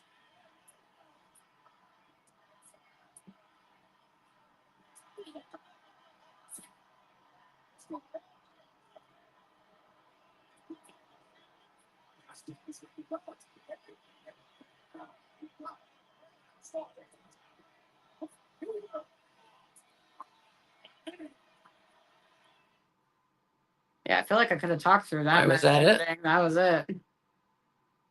That was it. Shit. Talk about a shitty ending. Yeah, that was I believe it was a no contest. Let me look at my your my handy guide. 2000 Wrestling Almanac and Book of Facts. Handy guide. What year are we in? 99. 99, yeah. Yeah. While you're doing that, Switch says in the comments that I don't think he meant to hurt him on purpose. Yeah, I No, don't think anyone no, thinks no. that he hurt him on purpose, Yeah, no. but just Oh, like he didn't have the what have I done? enough training to be safe, I don't know what I've done. Just, yeah, There we you go. I'm looking for WCW.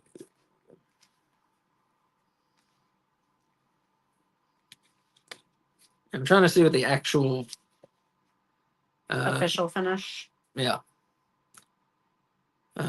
World champion Bret Hart wrestled Bill Goldberg to a no contest when alternate referee Roddy Piper ordered the match stopped just as Hart was starting to apply a sharpshooter. So no contest. Which that's no way to end the world title match on your biggest show of the year. Do you Jesus think? Christ. But do you think that was the plan, or do you think in the back they could tell that Brett was hurt, and so they stopped the match prematurely and changed the finish? I don't know. It was 'Cause- a mess of a finish. Yeah, But I don't know. That's a good question. yeah. I never thought about that. Ask a lot of good questions. I see. I enjoyed that match. That's pretty good. I'll give it 4 bones out of 5. I mean, it's hard to follow that Ladder match. Benoit Yeah. and Jarrett match. So here, I'll go through we have a couple minutes of stuff we want to say still. Yeah. I'll just go through my ratings for the matches real quick.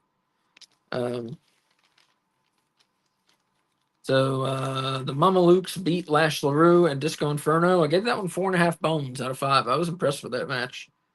WCW Cruiserweight title match. Medusa pinned Evan Courageous with a German suplex. 3 bones out of 5. Hardcore title match. Champion Norman Smiley pinned Ming after Brian Knobbs and Fit Finlay interfered. 1/2 of a bone. Hacksaw Jim Duggan, Mike Rotundo, Rick Steiner, and Kevin Sullivan lost to Asia, Dean Malenko, Perry Saturn, and Shane Douglas. They were called the Revolution. Shane Douglas came in, he was injured, and pinned Duggan. I gave that one 3 bones out of 5. There are a lot of convoluted finishes in this show, which that's Vince Russo. Vampiro versus Dr. Death Steve Williams.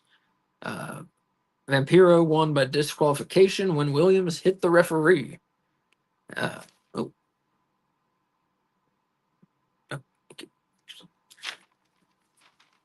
I gave that one 2 bones out of 5. And then Vampiro had a match, I guess, against Oklahoma.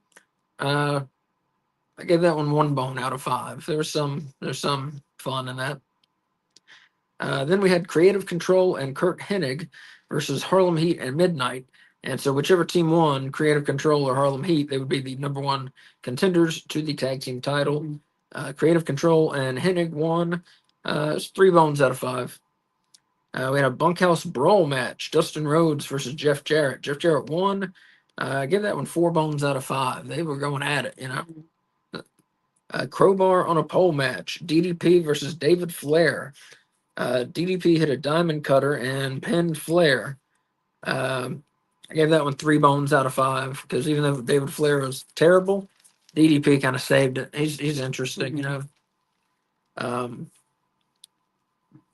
Let's see. And Switch says you got a bone rate. The bones rate the show as a whole. We're getting to it. We're getting to it. He usually runs down his ratings, and then we do best match, worst match, and then rating out of 5. Sting beat Lex Luger by another fucking disqualification when Elizabeth interfered. 4.5 bones out of 5. I really enjoyed that match. Those are 2 of my favorites. Powerbomb match. Sid Vicious versus Kevin Nash. Kevin Nash won. I forget how. That was confusing also. I think with a power bomb. I don't know. It's a power bomb match, babe. Yeah, no, something weird happened. I don't know. 3.5 bones out of 5. I enjoyed seeing those 2 fight. Terrible ending. WCW United States title ladder match. Chris Benoit beat Jeff Jarrett after a swan dive headbutt off the ladder. He climbed the ladder and grabbed the belt. Mm-hmm. And then the main event world title match. Bret Hart versus Goldberg. Hart was defending. It went to a no contest, but I really enjoyed the match, so I gave it 4 bones out of 5. I was being very lenient on these shitty endings, just because I enjoyed several of these matchups tonight. How many matches had normal endings? I don't know. Like- Well, Benoit did a swan dive headbutt. Yeah. There's one. I think it might be 1. Let's see. Tag team was Oh, see, I 2. didn't see that one. Medusa was 3. That one was 4. But there were a fuck ton of matches. Yeah. There's like 13 matches or something.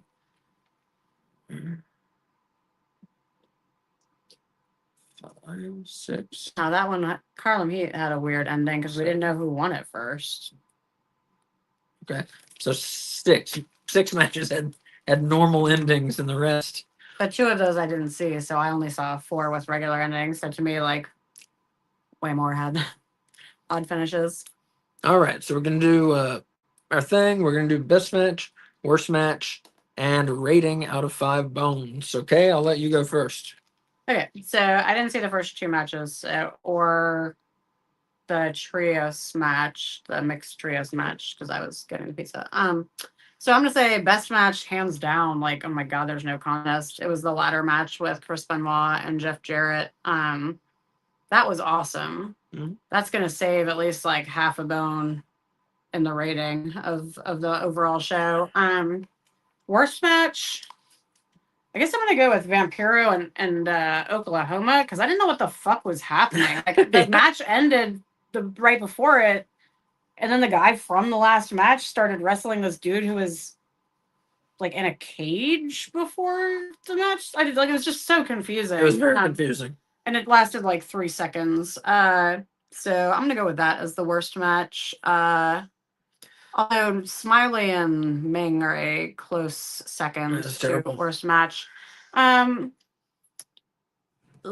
not going to be very, very positive about this with my overall bone rating.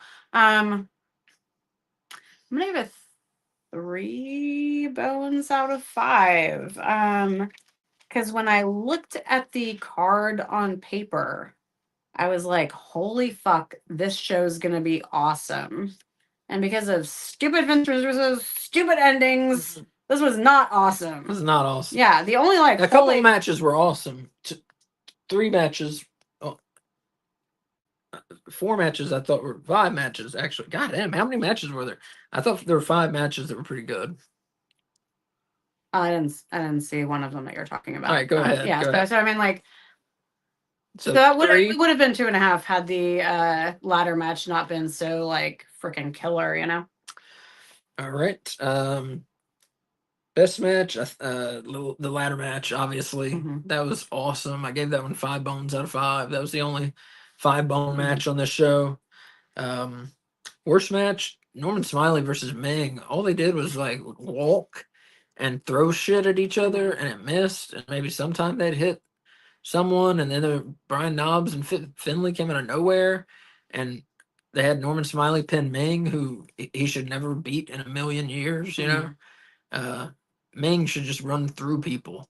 So that was the worst match. I give that half a bone out of 5, which is almost as low as we can go. I've given something 0 bones before, but I don't give a lot of 0 or half bones, and that was a half bone. That was terrible. Can I say one positive thing about it? What? You got to see the back catering area. I like when you get to see like where the wrestlers hang out backstage. That was cool. So that was a nice part of the match that had nothing to do with like the actual wrestling, but That was cool. Yeah. So as a whole, there were a couple matches I really liked. And it was unpredictable, that's for sure. Vince Russo's show, you never know what the fuck is going to happen.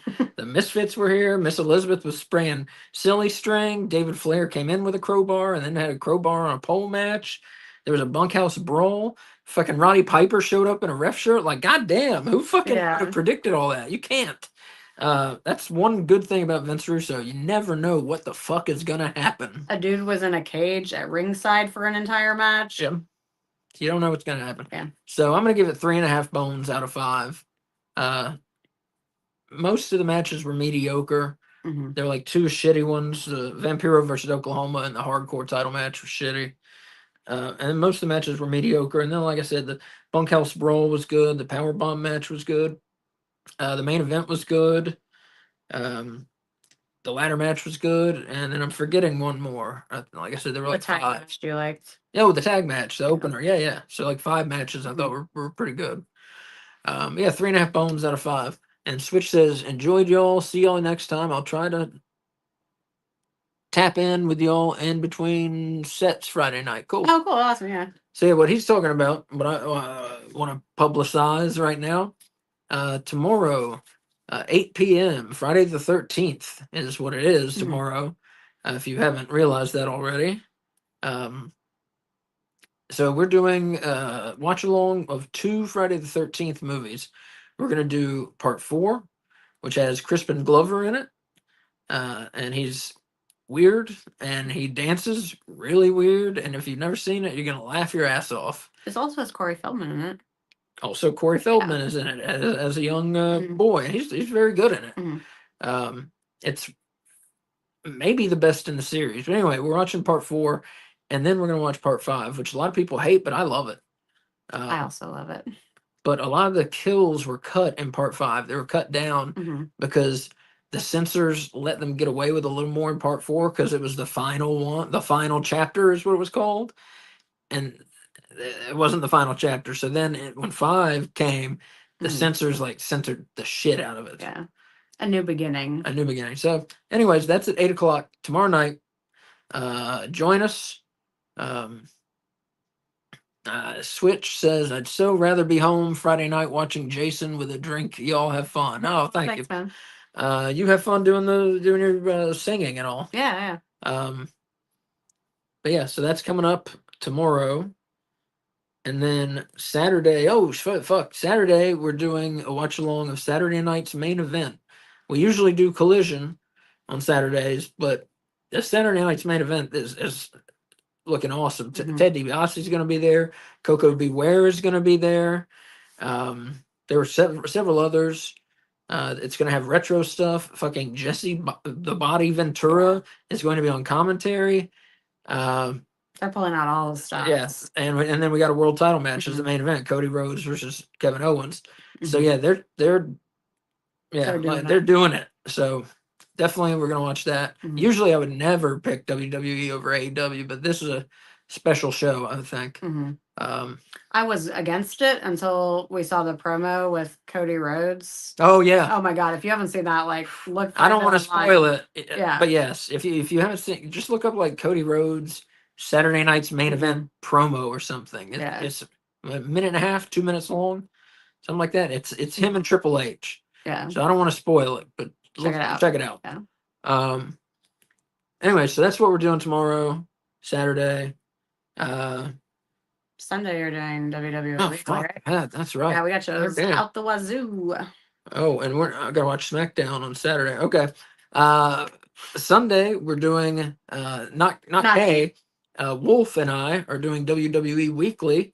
It has returned. We've only done one show so far because I wasn't feeling well last week at all. But we're doing it Sunday at 8 o'clock. Do you want to tell them what it is?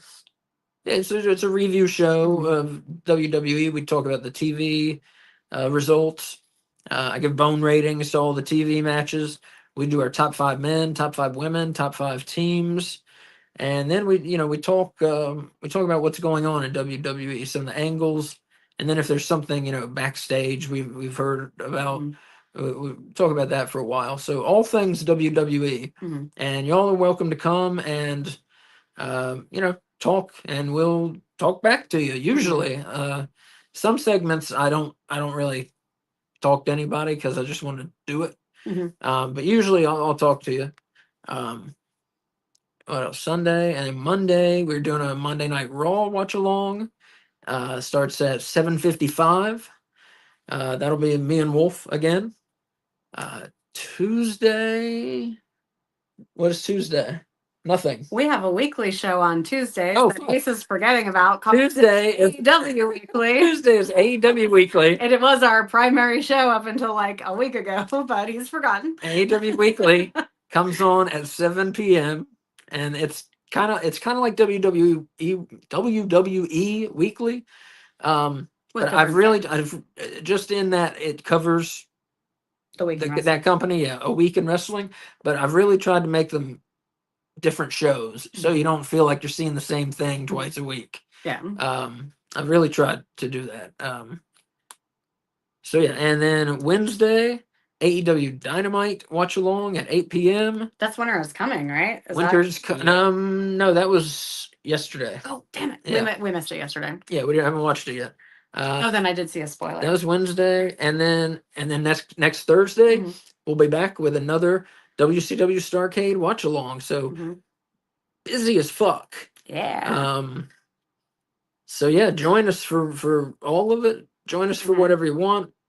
Like this video, subscribe. You'll always know when we're going on. Mhm. The schedule I just said, I know you're not going to remember it, but I'm going to post it on our Mhm. X account, which is at No Bones Wrestling. Mhm. That's at No Bones RASSLIN. Mhm. Kay, you want to say anything? Yeah, I was gonna say if X isn't your preferred source of social media, we both also have started like Instagram and Facebook accounts where we're posting like upcoming stuff And Blue Sky. pictures And Blue Sky. yeah.